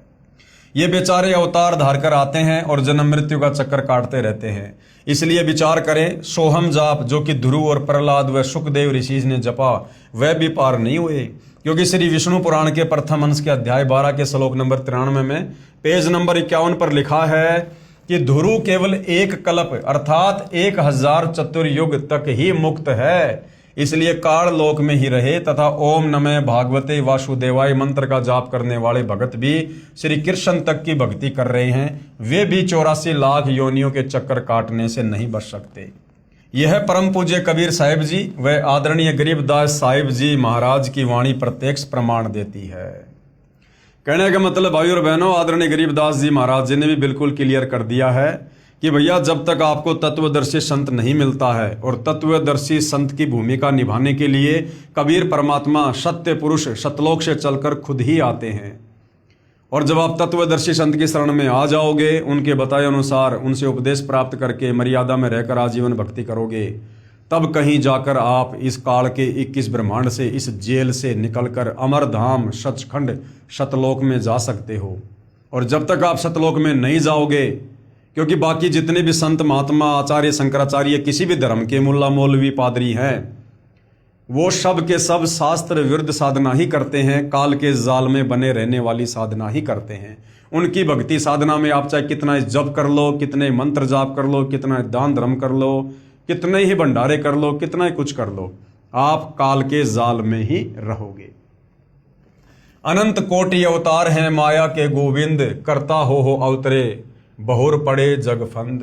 अनंत कोटि अवतार हैं, यानी ब्रह्मा विष्णु महेश के करोड़ों अवतार हो चुके हैं। ये सब माया के गोविंद हैं, यानी माया के अधीन है, इस दुर्गा और काल के अधीन है। और करता हो अवतरे रामकृष्ण रूप में, ये यहाँ पर जो है ये करतार बन के आते हैं, भगवान बन के, और अंत में इनकी दुर्गति होती है, बहुर पड़े जमफंद, वापस फिर ये काल के जाल में फंसे रहते हैं। जिस प्रकार त्रेता युग में श्री रामचंद्र जी की अंत में कैसे मृत्यु हुई, वो इतने दुखी हो गए, इतने दुखी हो गए, उनकी पत्नी धरती में समा गई, उनके बच्चे उनके विरोधी हो गए, और अंत में श्री रामचंद्र जी ने सरयू नदी में आत्महत्या करनी पड़ी, जिसको हम समाधि कहते हैं कि जिंदा समाधि ले ली, जल समाधि ले ली। उन्होंने अंत में आत्महत्या करनी पड़ी दुखी होकर। तो ये काल बलि इस प्रकार से इन अवतारों की दुर्गति करता है। द्वापर युग में श्री कृष्ण जी आए, आजीवन लड़ाई झगड़ों में रहे, उनकी आंखों के सामने महाभारत हो गया, उनके रिश्तेदार मर गए, करोड़ों लोग मरे, 56 करोड़ यादव दुर्वासा के श्राप के कारण मर गए, और उसी श्राप के चलते अंत में श्री कृष्ण जी का भी अंत हुआ। बालिया नाम के शिकारी ने उनके पैर में जहरीला तीर मारा, तड़प तड़प कर उनकी मृत्यु हुई। तो ये काल अपने पुत्रों को और अवतारों को भी नहीं बख्शता है। सत्य पुरुष कबीर साहिब जी की भक्ति से ही जीव मुक्त हो सकता है। यानी ये जीव काल के 21 ब्रह्मांड से कैसे मुक्त होगा? सत्य पुरुष कबीर साहिब जी की भक्ति से। सत्य पुरुष कबीर साहिब जी की भक्ति से। और सत्य पुरुष कबीर साहिब जी की भक्ति कौन बताता है? तत्वदर्शी संत। और वर्तमान में वह तत्वदर्शी संत कौन है? सतगुरु रामपाल जी। तो सतगुरु रामपाल जी से उपदेश लेकर भक्ति करने से ही काल से जीव की मुक्ति हो सकती है। 21 ब्रह्मांड से जीव बाहर निकल सकता है। दूसरा कोई विकल्प, कोई तरीका नहीं है। जब तक जीव सतलोक में वापस नहीं चला जाएगा, तब तक काल लोक में इसी तरह कर्म करेगा और की हुई नाम व दान धर्म की कमाई स्वर्ग रूपी होटलों में समाप्त करके वापस कर्म आधार से 84 लाख प्रकार के प्राणियों के शरीर में कष्ट उठाने वाले काल लोक में चक्कर काटता रहेगा। माया यानी दुर्गा से उत्पन्न होकर करोड़ों गोविंद यानी ब्रह्मा विष्णु शिव मर चुके हैं। भगवान का अवतार बनकर आए थे, फिर कर्म बंधन में बंध कर कर्मों को भोग कर 84 लाख योनियों में चले गए। जैसे भगवान विष्णु जी को नारद का श्राप लगा, वे श्री रामचंद्र रूप में अयोध्या में आए, फिर श्री राम रूप में बाली का वध किया था। उस कर्म का दंड भोगने के लिए श्री कृष्ण जी का जन्म हुआ। फिर बाली वाली आत्मा शिकारी बना तथा अपना प्रतिशोध लिया। श्री कृष्ण जी के पैर में जहर लगा हुआ यानी विषाक्त तीर मारकर वध किया। महाराज गरीबदास जी अपनी वाणी में कहते हैं, ब्रह्मा विष्णु महेश्वर माया और धर्मराय कहिए, इन पांचों मिल परपंच बनाया वाणी हमरी लइए। इन पांचों मिल जीव अटकाए, जुगन जुगन हम आन छुटाए, बंदी छोड़ हमारा नामम अजर अमर है अस्त्र ठामम। पीर पैगंबर कुतुब ओलिया, सुर नर मुनि जन ज्ञानी, और येता को तो रा ना पाया, जम के बंधे प्राणी। ये जितने भी पीर पैगंबर हैं, मुसलमान धर्म में रसूल हैं, ये कुतुब ओलिया हैं, और ये सुर यानी देवता, और जितने भी साधु संत महात्मा हैं, कहते हैं इनको तो अभी तक काल के बंधन से बाहर निकलने का रास्ता नहीं मिला है। ये सब काल की डोरी से बंधे हुए हैं। धर्मराय की धूमा धामी, जम पर जंग चलाऊं, जोरा को तो जान न दूंगा, बांध अदल घर लाऊं। यानी जो तत्वदर्शी संत के शरण में आ जाएगा, फिर उसके ऊपर काल का किसी प्रकार से कोई अधिकार नहीं होगा। काल अकाल दोहूं को मोशूं, महाकाल सिर मुंडूं, मैं तो तकत हजूरी हुक्मी, चोर खोज को ढूंढूं। मुल्ला माया मग में बैठी, हंसा चुन चुन खाई, ज्योति स्वरूपी भया निरंजन में ही करता भाई। 87 दीप मुनीश्वर बंधे मुल्ला डोरी, एत्या में जमका तलवाना चलिए पुरुष किशोरी। मुल्ला का तो माथा दागूं, सत की मोहर करूंगा, पुरुष दीप को हंस चलाऊं, दरा न रोकन दूंगा। हम तो बंदी छोड़ कहावा, धर्म राय है चकवे, शतलोक की सकल सुनावा, वाणी हमरी अखवे। 9 लख पट्टन ऊपर खेलूं, शाहदरे को रोकूं, 12 कोटि कटक सब काटूं, हंस पटाऊं मोखूं। 14 भुवन गमन है मेरा, जलथल में सरबंगी, खालिक खलक खलक में खालिक, अविगत अचल अभंगी। अगर अलील चक्कर है मेरा, जित से हम चल आए, पांचों पर परवाना मेरा, बंदी छुटावन धाये। जहां ओकार निरंजन नाही, ब्रह्मा विष्णु वेद नहीं जाए, जहां करता नहीं काल भगवाना, काया माया पिंड ना प्राणा। 5 तत्व तीनों गुण नाही, ये सतलोक के बारे में बताया जा रहा है। और जोरा काल दीप नहीं जाही, अमर करूं सतलोक पठाऊं, ताते बंदी छोड़ कहाऊं। इसका हिंदी अनुवाद गुरुदेव भगवान ने यहां पर किया है। कबीर परमेश्वर यानी कबीर देव की महिमा बताते हुए आदरणीय गरीबदास साहिब जी कह रहे हैं कि हमारे प्रभु कबीर देव बंदी छोड़ हैं। बंदी छोड़ का भावार्थ है काल की कारागार से यानी जेल से छुटवाने वाला। काल ब्रह्म के 21 ब्रह्मांडों में सभी प्राणी पापों के कारण काल के बंदी हैं।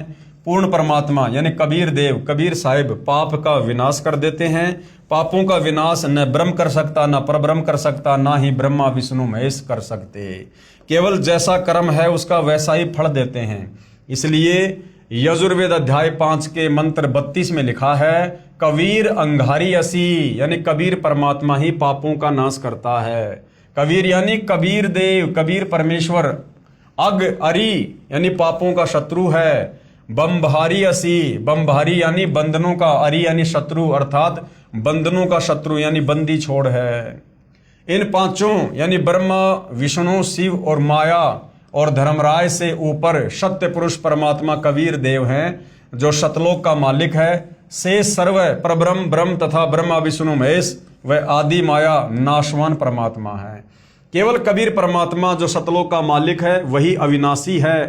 वो कभी काल में नहीं आता, कभी भी उनकी मृत्यु नहीं होती है, उनका जन्म नहीं होता है, वे स्वयंभू हैं। बाकी चाहे ब्रह्म यानी काल हो, चाहे परब्रह्म अक्षर पुरुष हो, चाहे ये ब्रह्मा विष्णु महेश हो, चाहे दुर्गा हो, इन सब का जन्म और मरण जो है लगातार जारी है।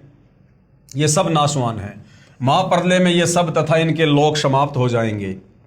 आम जीव से कई हजार गुना ज्यादा लंबी इनकी उम्र है, परंतु जो समय निर्धारित है वह एक दिन पूरा अवश्य होगा। इसी विषय में आदरणीय गरीबदास जी महाराज ने कहा है शिव ब्रह्मा का राज इंद्र गिनती कहाँ, चार मुक्ति बैकुंठ समझ एता लहा। शंख जुगन की जूनी उम्र बढ़धारिया, जा जननी कुर्बान सुकागज पारिया। येती उम्र बुलंद मरेगा अंतरे, सत्य सतगुरु लगे न कान न भेटे संतरे। क्या अनुवाद किया गुरुदेव ने? चाहे शंख युग की लंबी उम्र भी क्यों ना हो, वह एक दिन समाप्त जरूर होगी। यदि सत्य पुरुष परमात्मा यानी कबीर देव कबीर साहिब के नुमाइंदे पूर्ण संत गुरु जो 3 नाम का मंत्र जिसमें एक ओम, दूसरा तत्, तीसरा सत्य जो सांकेतिक है जो नाम देता है तथा उसे पूर्ण संत द्वारा नामदान करने का आदेश है, उसे उपदेश लेकर नाम की कमाई करेंगे तो हम सतलोक के अधिकारी हंस हो सकते हैं। अब भाई और बहनों, कबीर परमेश्वर अपना कोई भी नुमाइंदा यहाँ नहीं भेजता है। कबीर परमेश्वर अपने आप को छुपाते हुए अपने आप को ही कबीर जी का दास बताकर, नुमाइंदा बताकर आप और हमें यहाँ पर तत्व ज्ञान समझाते हैं, सतगुरु की भूमिका करते हैं। सत्य साधना बिना बहुत लंबी उम्र कोई काम नहीं आएगी, क्योंकि निरंजन लोक में दुख ही दुख है। यानी काल के लोक में चाहे लाखों साल की उम्र प्राप्त कर लो, यहाँ पर दुखों के सिवा कुछ भी नहीं है। कबीर जीवन तो थोड़ा ही भला, जय सत सुमरण होए, लाख बरस का जीवना लेखे धरे न कोई। यदि सत्य साधना की जाए तो कम उम्र ही अच्छी है। यदि सत्य साधना सत्य पुरुष की नहीं है तथा काल ब्रह्म की व देवताओं व देवियों की पूजा करके व प्राणायाम आदि करके लंबी आयु जीने वालों का कोई लेखा यानी मोक्ष मार्ग में नहीं किया जाएगा। इतनी लंबी आयु जितनी शंकर जी की है मिल जाए तो भी एक दिन मृत्यु अवश्य होगी, और करोड़ों बार हो चुकी है, अरबों बार हो चुकी है। ब्रह्मा विष्णु महेश की जो इतनी लंबी उम्र है ये भी अरबों करोड़ों खरबों बार मर चुके हैं। आम जीव की तो गिनती नहीं है। भक्ति गलत है, इसलिए जन्म तथा मृत्यु का चक्कर बना रहेगा। ऐसी उम्र का क्या औचित्य।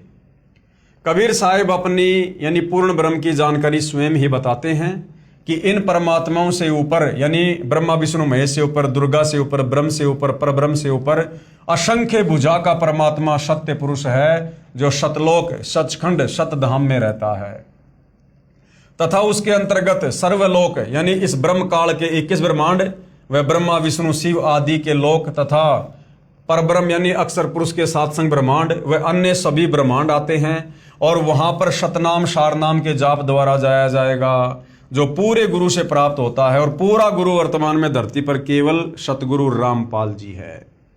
सचखंड यानी सतलोक में जो आत्मा चली जाती है उसका पुनर्जन्म नहीं होता, यानी वो आत्मा फिर वापस काल के लोक में नहीं आती है, और ना सतलोक में कभी वो मृत्यु में आती है। केवल एक बार जन्म होता है, उसके बाद फिर मृत्यु कभी नहीं होती है।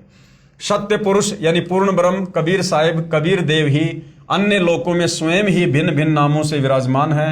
जैसे अलख लोक में अलख पुरुष, अगम लोक में अगम पुरुष और अकय लोक में अनामी पुरुष रूप में विराजमान हैं।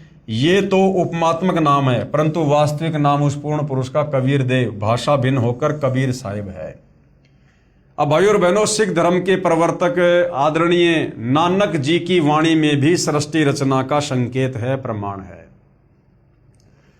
आदरणीय नानक जी की वाणी में सृष्टि रचना का प्रमाण है। हम यहाँ पर नानक जी के नाम के आगे साहिब शब्द का यूज नहीं कर सकते, क्योंकि वर्तमान में भाइयों और बहनों कलयुग की बिचली पीढ़ी है, मोक्ष का प्राइम टाइम है। हालांकि नानक जी की भूमिका कबीर परमात्मा ने की थी, लेकिन हम वर्तमान में चूंकि कलयुग की बिचली पीढ़ी में हमने सतगुरु रामपाल जी को सतगुरु धारण कर लिया है, और हमारे लिए हमारे सतगुरु से बढ़कर फिर और कोई साहिब नहीं है। यदि हमने किसी और में साहिब देखा, किसी और को साहिब माना, तो फिर हम पतिव्रता पद से नीचे गिर जाते हैं। आदरणीय नानक जी की वाणी में सृष्टि रचना का संकेत है। श्री नानक जी की अमृतवाणी महला 1 राग बिलावलू अंश 1 गुरु ग्रंथ साहिब पेज नंबर 839। आपे सचू किया कर जोड़ी, अंडज फोड़ी जोड़ी बिछोड़, धरती आकाश किए बैसन कहूं थाऊं, राती दिन तू किए भऊ भाऊ।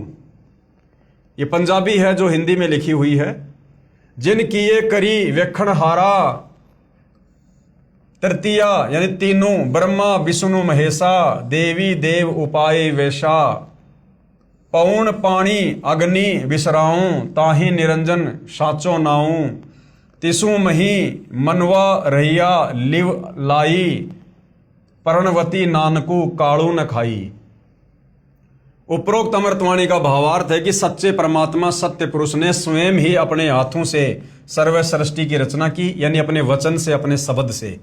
उसी ने अंडा बनाया, फिर फोड़ा तथा उसमें से ज्योति निरंजन निकला। यानी सिख धर्म के प्रवर्तक नानक जी की वाणी में भी, गुरु ग्रंथ साहिब में भी सृष्टि रचना का प्रमाण है कि ज्योति निरंजन यानी काल की उत्पत्ति सतलोक में कैसे हुई।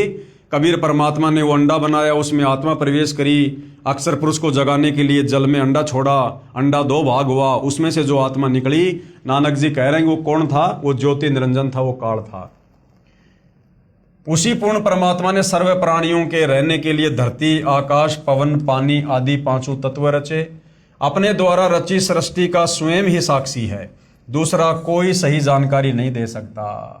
यानी कबीर परमात्मा अपने द्वारा रची गई सृष्टि का खुद ही साक्षी है, क्योंकि सर्वप्रथम परमात्मा अकेले ही थे और वे स्वयं ही यहाँ इस पृथ्वी लोक पर आकर सृष्टि रचना की यथार्थ जानकारी देते हैं। तो तत्वदर्शी संत के रूप में खुद कबीर परमात्मा ही धरती पर आते हैं। फिर अंडे के फूटने से निकले निरंजन के बाद तीनों श्री ब्रह्मा जी, श्री विष्णु जी तथा श्री शिव जी की उत्पत्ति हुई, तथा अन्य देवी देवता उत्पन्न हुए, तथा अनगणित जीवों की उत्पत्ति हुई। उसके बाद अन्य देवों के जीवन चरित्र तथा अन्य ऋषियों के अनुभव के 6 शास्त्र तथा 18 पुराण बन गए। पूर्ण परमात्मा के सच्चे नाम यानी सतनाम की साधना अनन्य मन से करने से तथा गुरु मर्यादा में रहने वाले को श्री नानक जी कह रहे हैं कि काल नहीं खाता, यानी उसका मोक्ष हो जाता है। राग मारू अंश अमृतवाणी महला 1 गुरु ग्रंथ साहिब पेज नंबर 1037। सुनहु ब्रह्मा विष्णु महेशु उपाये, सुने वर्ते जुग सपाए, ईसु पद विचारे सो जनुपूरा, तिस मिलिए भरमु चुकाईदा, शाम वेदु ऋगु जुजरू अर्थर बणु, ब्रह्म में मुख माया है त्रैगुण, ताकि कीमत कहीं न सके, को त्यों बोले ज्यों बुलाईदा। क्या अनुवाद किया है गुरुदेव ने? उपरोक्त अमृतवाणी का सारांश है कि जो संत पूर्ण सृष्टि रचना सुना देगा तथा बताएगा कि अंडे के 2 भाग होकर कौन निकला, जिसने फिर ब्रह्मलोक की सुन में अर्थात गुप्त स्थान पर ब्रह्मा विष्णु शिव जी की उत्पत्ति की, तथा वह परमात्मा कौन है जिसने ब्रह्म यानी काल के मुख से 4 वेदों पवित्र ऋग्वेद, यजुर्वेद, सामवेद, अर्थर्वेद को उच्चारण करवाया। वह पूर्ण परमात्मा जैसा चाहे वैसा ही प्रत्येक प्राणी से बुलवाता है। इस सर्व ज्ञान को पूर्ण बताने वाला संत मिल जाए तो उसके पास जाइए, तथा जो सभी शंकाओं का पूर्ण निवारण करता है वही पूर्ण संत अर्थात तत्वदर्शी है, जो वर्तमान में सतगुरु रामपाल जी हैं। आप अपनी किसी भी प्रकार की शंका का, जो भी आपको आध्यात्मिक शंका है, आप निसंकोच अपनी शंका का समाधान उनके सत्संग सुनकर, उनके द्वारा लिखी गई पुस्तकें पढ़ के कर सकते हैं। श्री गुरु ग्रंथ साहिब पेज नंबर 929, अमृतवाणी श्री नानक जी की, राग रामकली महला 1, दक्षिणी ओंकार। ओंकारी ब्रह्म उत्पत्ति, ओंकारू किया जिनिचित, ओंकारी शैल जुग भय, ओंकारी वेद निर्मय, ओंकारी शब्दी उदरे, ओंकारी गुरुमुखी तरे, ओनम अक्षर सुनहु विचारू, ओनम अखरू त्रिभुवन सारू। क्या अनुवाद किया है गुरुदेव ने? उपरोक्त अमृतवाणी में श्री नानक जी कह रहे हैं कि ओंकार अर्थात ज्योति निरंजन काल से ब्रह्मा जी की उत्पत्ति हुई। कई युगों मस्ती मारकर ओंकार यानी ब्रह्म ने वेदों की उत्पत्ति की, जो ब्रह्मा जी को प्राप्त हुए। 3 लोक की भक्ति का केवल एक ओम मंत्र ही वास्तव में जाप करने का है। इस ओम शब्द को पूरे संत से उपदेश लेकर अर्थात गुरु धारण करके जाप करने से उद्धार होता है। विशेष श्री नानक जी ने तीनों मंत्रों ओम प्लस तत् सत का स्थान स्थान पर रहस्यात्मक विवरण दिया है। उसको केवल पूर्ण संत तत्वदर्शी संत ही समझ सकता है। यानी सतगुरु रामपाल जी ने ही गुरु ग्रंथ साहिब को देखकर पढ़कर और सिख भाइयों को समझाया है, अन्य भगत समाज को समझाया है कि आदरणीय नानक जी के द्वारा जो वाणियाँ बोली गई हैं, जो आगे चलकर गुरु ग्रंथ साहिब के रूप में लिपिबद्ध की गई हैं, उनमें सृष्टि रचना का ज्यों का त्यों प्रमाण है। उसको केवल पूर्ण संत तत्वदर्शी संत ही समझ सकता है, तथा तीनों मंत्रों के जाप को उपदेशी को समझाया जाता है।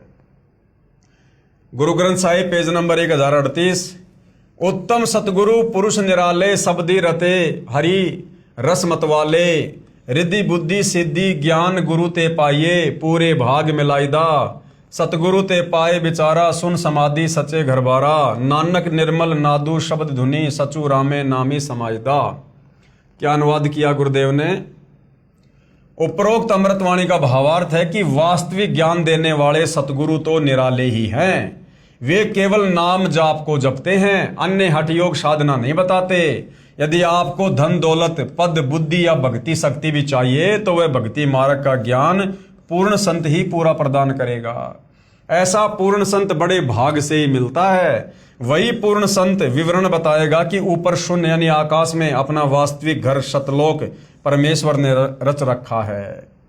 उसमें एक वास्तविक सार नाम की धुन आवाज हो रही है। उस आनंद में अविनाशी परमेश्वर के सार शब्द से समाया जाता है, अर्थात उस वास्तविक सुखदायी स्थान में वास हो सकता है, अन्य नामों तथा अधूरे गुरुओं से नहीं हो सकता। आंशिक अमृतवाणी महला पहला श्री गुरु ग्रंथ साहिब पेज नंबर 359 और 360। शिव नगरी में आसनी बैसों कल्प त्यागी वादम, सिंडी शब्द सदा धुनि सोहे, अहि निशि पूरे नादम, हरि कीर्ति रहे राशि हमारी, गुरु मुखपंथ अतीतम, सगली ज्योति हमारी समिया, नानक वर्ण अनेकम, कह नानक सुन भरतरी जोगी, पार ब्रह्म लिव एकम। उपरोक्त अमृतवाणी का भावार्थ है कि श्री नानक जी कह रहे हैं कि हे भरतरी योगी जी, आपकी साधना भगवान शिव तक है, उससे आपको शिव नगरी में स्थान मिला है, और शरीर में जो सिंगी शब्द आदि हो रहा है वह इन्हीं कमलों का है, तथा टेलीविजन की तरह प्रत्येक देव के लोक से शरीर में सुनाई दे रहा है। हम तो एक परमात्मा पार ब्रह्म अर्थात सर्व से पार जो पूर्ण परमात्मा है, अन्य किसी और एक परमात्मा में लो यानी अनन्य मन से लगन लगाते हैं। हम ऊपरी दिखावा भस्म लगाना हाथ में डंडा रखना नहीं करते। मैं तो सभी प्राणियों को एक पूर्ण परमात्मा सत्य पुरुष की संतान समझता हूँ। सब उसी शक्ति से चलायमान है। हमारी मुद्रा तो सच्चा नाम जाप गुरु से प्राप्त करके करना है, तथा क्षमा करना हमारा बाणा यानी वेशभूषा है। मैं तो पूर्ण परमात्मा का उपासक हूँ, तथा पूर्ण सतगुरु का भक्ति मार्ग इससे भिन्न है। अमृतवाणी राग आशा महला 1 श्री गुरु ग्रंथ साहिब पेज नंबर 420। आशा महला जिन नामू विसारिया दूजे भरमी बुलाई, मूलो छोड़ी डाली लगे, किया पावही छाई, साहिबू मेरा एक है अवरू नहीं भाई, कृपया ते सुख पाइया। साचे परथाई गुरु की सेवा सो करे, जिसु आप ही कराए। नानक सिरु दे छूटिए, दरगह पति पाए। उपरोक्त वाणी का भावार्थ है कि श्री नानक जी कह रहे हैं कि जो पूर्ण परमात्मा का वास्तविक नाम भूलकर अन्य भगवान के नामों के जाप में भ्रम रहे हैं, वे तो ऐसा कर रहे हैं कि मूल यानी पूर्ण परमात्मा को छोड़कर डालियों, तीनों गुण रूप रजगुण ब्रह्मा, सतगुण विष्णु, तमगुण शिव जी की सच्चाई यानी पूजा कर रहे हैं। उस साधना से कोई सुख नहीं हो सकता, अर्थात पौधा सूख जाएगा तो छाया में नहीं बैठ पाओगे। भावार्थ है कि शास्त्र विधि रहित साधना करने से व्यर्थ प्रयत्न है, कोई लाभ नहीं। इसी का प्रमाण पवित्र गीता अध्याय 16 श्लोक 23-24 में भी है। उस पूर्ण परमात्मा को प्राप्त करने के लिए मनमुखी यानी मनमानी साधना त्याग कर पूर्ण गुरुदेव को समर्पण करने से तथा सच्चे नाम के जाप से ही मोक्ष संभव है, नहीं तो मृत्यु के उपरांत नरक जाएगा। यानी जितने भी धर्मशास्त्र हैं, जितने भी महापुरुष हैं, सब केवल एक ही भाषा बोल रहे हैं कि भैया इस काल ज्योति निरंजन की भक्ति तक आप चाहे कितना ही जोर लगा लो, कितना ही कुछ कर लो, काल ब्रह्म से नीचे दुर्गा है, फिर ब्रह्मा विष्णु महेश है, फिर देवी देवता हैं, फिर नीचे ये धर्मगुरु ने पाखंड पूजा शुरू करी रखी है। आप चाहे 21 ब्रह्मांड के अंतर्गत, काल के अंतर्गत कितनी साधना कर लो, आपका मोक्ष नहीं हो सकता, आप जन्म मरण से छुटकारा प्राप्त नहीं कर सकते। उसके लिए भैया कबीर परमात्मा समय समय पर खुद ही धरती पर तत्वदर्शी संत बनकर आते हैं, सच्चे सतगुरु बनकर आते हैं। उनसे उपदेश लेकर आजीवन मर्यादा में रहकर भक्ति करने से ही आप सतलोक जा सकते हो। श्री गुरु ग्रंथ साहिब पेज नंबर 843 844 बिलावलू महला। मैं मन चाहूं घना साची बिगासी राम, मोही प्रेम प्रिय प्रभु अविनाशी राम। अविगतो हरि नाथु नाथ है, तिसे भावे सोथिए। कृपालु सदा दयालु, दाता जिया अंदर तू जिए। मैं आधारूं तेरा, तू खसमू मेरा, मैं ताणू तकिया तेरो। साची सूचा सदा नानक, गुरुस बदी झगरू निबेरो। उपरोक्त अमृतवाणी में श्री नानक साहिब जी कह रहे हैं कि अविनाशी पूर्ण परमात्मा नाथों का भी नाथ है, यानी भगवानों का भी भगवान है। कौन? कबीर भगवान, अर्थात देवताओं का भी देव है। सर्व प्रभुओं श्री ब्रह्मा जी, श्री विष्णु जी, श्री शिव जी तथा ब्रह्म व परब्रह्म पर भी नाथ है, यानी परमात्मा है, अर्थात स्वामी है। मैं तो सच्चे नाम को हृदय में समा चुका हूं। हे परमात्मा, सभी प्राणियों का जीवन आधार भी आप ही हो। मैं आपके आश्रित हूं, आप मेरे मालिक हो। आपने ही गुरु रूप में आकर सत भक्ति का निर्णायक ज्ञान देकर सर्व झगड़ा निपटा दिया, अर्थात सर्व शंका का समाधान कर दिया। श्री गुरु ग्रंथ साहिब पेज नंबर 721 राग तिलंग महला। एक अरज गुप्तम पेश तो दर कौन करतार, हक्का कबीर करीम तू बे परवरदिगार।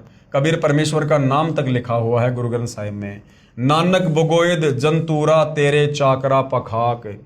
उपरोक्त अमृतवाणी में स्पष्ट कर दिया है कि हे हक्का कबीर यानी सत्य कबीर, आप सत्य कबीर और कौन करतार यानी शब्द शक्ति से रचना करने वाले शब्द स्वरूपी प्रभु, अर्थात सर्व सृष्टि के रचनहार हो। आप ही बेऐब यानी निर्विकार परवरदिगार, सर्व के पालन करता दयालु प्रभु हो। मैं आपके दासों का भी दास हूं। कौन कह रहे हैं? नानक जी। किसको कह रहे हैं? अपने गुरु कबीर जी को, जो उनको बेई नदी पर आकर मिले थे, सचखंड दिखाया था। आगे श्री गुरु ग्रंथ साहिब पेज नंबर 24 राग श्री महला।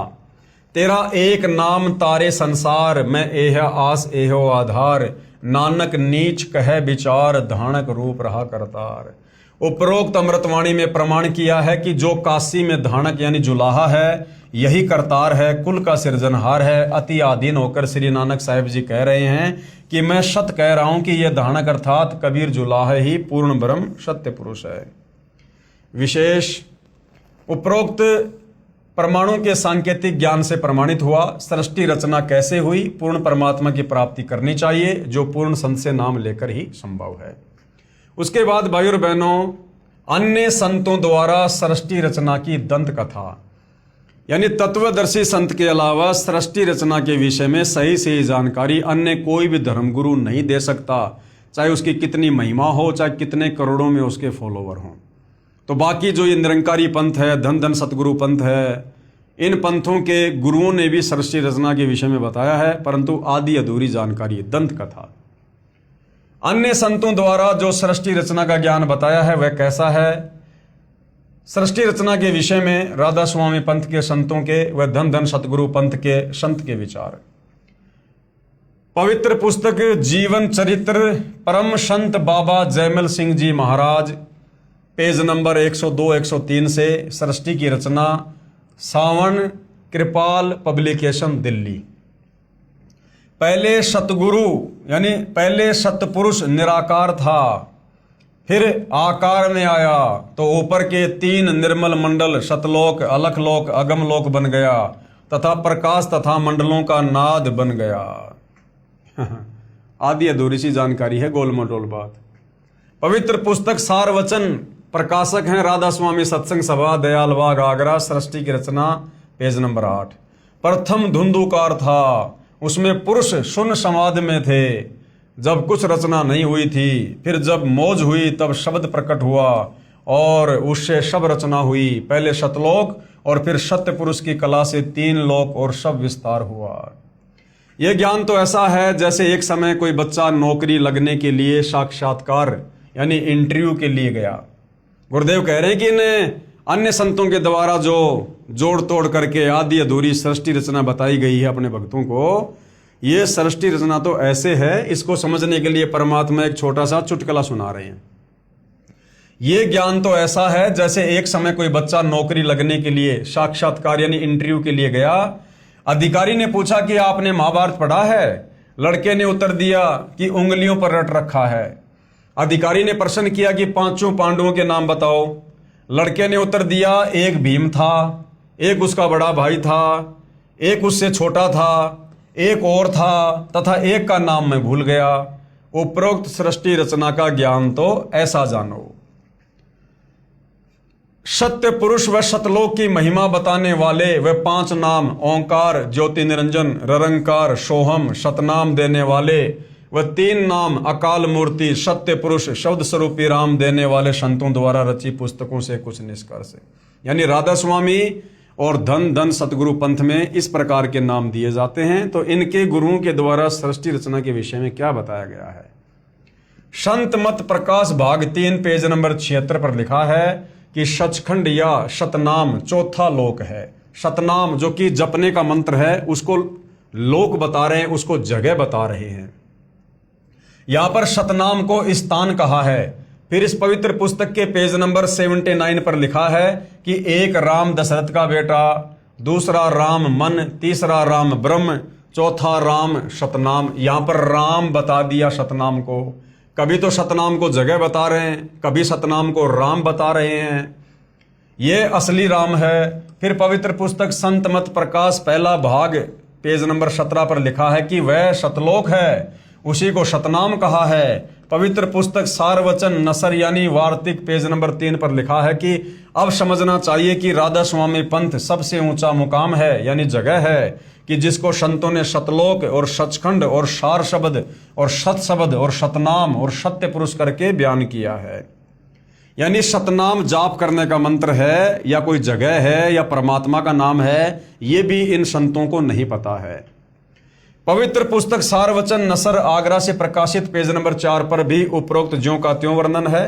पवित्र पुस्तक सचखंड की सड़क पेज नंबर 226 संतों का देश सचखंड या सतलोक है, उसी को सतनाम सतशब्द सार शब्द कहा जाता है। विशेष उपरोक्त व्याख्या ऐसी लगी जैसे किसी ने जीवन में न तो शहर देखा है, ना कार देखी है और ना पेट्रोल देखा है और ना ड्राइवर का ज्ञान हो कि ड्राइवर किसे कहते हैं, और वह व्यक्ति अन्य साथियों से कहे कि मैं शहर में जाता हूं, कार में बैठकर आनंद मनाता हूं। फिर साथियों ने पूछा कि भाई कार कैसी है, पेट्रोल कैसा है और ड्राइवर कैसा है, शहर कैसा है? उस गुरु ने उत्तर दिया कि शहर कहो चाहे कार कहो एक ही बात है। शहर भी कार ही है, पेट्रोल भी कार कोई कहते हैं, ड्राइवर भी कार कोई कहते हैं, सड़क भी कार कोई कहते हैं। अर्थात ये राधा स्वामी पंथ वाले धन धन सतगुरु पंथ वाले गुरु ये सतनाम की व्याख्या करते हैं कि सतलोक भी सतनाम है, सत्य पुरुष भी सतनाम है, सचखंड भी सतनाम है। मतलब इनको सृष्टि रचना के विषय में 1% भी ज्ञान नहीं है कि सृष्टि रचना वास्तव में है क्या। केवल जोड़ तोड़ करके कबीर परमेश्वर की वाणियों को ना समझकर कहीं का ईंट कहीं का रोड़ा उठाकर इन्होंने इस प्रकार की सृष्टि रचना बनाई हुई है। आओ विचार करें। सत्य पुरुष तो पूर्ण परमात्मा है। सत्य पुरुष कौन है? पूर्ण परमात्मा। कौन? कबीर साहिब। और सतनाम क्या है? सतनाम वह दो मंत्र का नाम है, जिसमें एक मंत्र ओम है और दूसरा है तत्, जो सांकेतिक है। तथा इसके बाद सारनाम भगत को पूर्ण गुरु द्वारा दिया जाता है। यह सतनाम तथा सारनाम दोनों सुमरण करने के नाम हैं। सतलोक वह स्थान है जहां सत्य पुरुष रहता है। पुण्य आत्माएं स्वयं निर्णय करें तथा सत्य असत्य का। तो भाई और बहनों, इस पवित्र पुस्तक ज्ञान गंगा के ऊपर जो सृष्टि रचना को समझाने के लिए वीडियो बन रहे हैं, तो सृष्टि रचना यहाँ पर समाप्त हो जाती है। हमें पूज्य गुरुदेव भगवान परमेश्वर रामपाल जी ने इस पवित्र पुस्तक ज्ञान गंगा में सृष्टि रचना का कंप्लीट ज्ञान दे दिया है कि भैया कबीर परमात्मा कौन थे, ऊपर के चार लोक परमात्मा ने कैसे रचे, किस प्रकार से रचे, फिर परमेश्वर ने किस प्रकार से नीचे की सृष्टि की रचना की, और किस प्रकार से ये काल ब्रह्म दुर्गा और ब्रह्मा विष्णु महेश के साथ मिलकर और किस प्रकार से ये जीवों की उत्पत्ति कर रहे हैं। और हम जीवों की उत्पत्ति क्यों करते हैं? इस काल के भोजन के लिए करते हैं। हम यहाँ पर अपने कर्म का दंड भोग रहे हैं, जो गलती हमने सतलोक में की थी। और जब तक हम वापस सतलोक पहुंचाने वाली भक्ति नहीं करेंगे, और सतलोक पहुंचाने वाली भक्ति खुद सतलोक से चलकर कबीर परमात्मा तत्वदर्शी संत के रूप में खुद ही धरती पर प्रकट होकर समझाते हैं। और जब तक हम तत्वदर्शी संत के सत्संग नहीं सुनेंगे, उनकी शरण में नहीं आएंगे और मर्यादा में रहकर भक्ति नहीं करेंगे, हम इस काल बलि की जेल से, जन्म मरण के चक्कर से, लक 84 योनियों के कष्ट से बाहर नहीं निकल सकते। तो भाई और बहनों, आगे के ज्ञान को समझने के लिए, अध्यात्म को समझने के लिए, किसी भी धर्म के धर्म ग्रंथ को समझने के लिए, गीता वेद कुरान पुराण बाइबल को समझने के लिए हमने सृष्टि रचना का ज्ञान होना अति आवश्यक है, ताकि हम आगे के ज्ञान को बखूबी सरलता से समझ सकें। तो भाई और बहनों, सृष्टि रचना पूज्य गुरुदेव भगवान ने जो बताई है, जो लिखी है, वो सर्व धर्मों के सर्व धर्म शास्त्रों से प्रमाणित है। अब आगे ज्ञान गंगा पुस्तक में जो ज्ञान है, उसको जब हम सुनेंगे, देखेंगे, पढ़ेंगे, समझेंगे, तो हमारे मन में किसी प्रकार की कोई भी शंका उत्पन्न नहीं होनी चाहिए। इसलिए गुरुदेव ने पहले सृष्टि रचना हमें पूरी समझाई है। तो भाई और बहनों, आज के वीडियो में केवल इतना ही, और प्रार्थना करूंगा यदि आपको सतगुरुदेव जी का ज्ञान धीरे धीरे समझ में आ रहा है, तो आप जी YouTube पर गुरुदेव के सत्संग सुनिएगा और अतिशीघ्र उनसे नाम उपदेश लेकर अपनी आत्मा के कल्याण की दिशा में आगे बढ़िएगा। तो आज की वीडियो में भाई और बहनों केवल इतना ही। कल रात्रि 8:30 बजे हम फिर आगे बढ़ेंगे। तब तक पूज्य गुरुदेव भगवान हम सबको आज्ञा दे, सद्बुद्धि दे, हमारा मार्गदर्शन करे, हमें भ्रमने भटकने से बचाए। बंदी छोड़ सतगुरु रामपाल जी परमेश्वर जी की जय हो।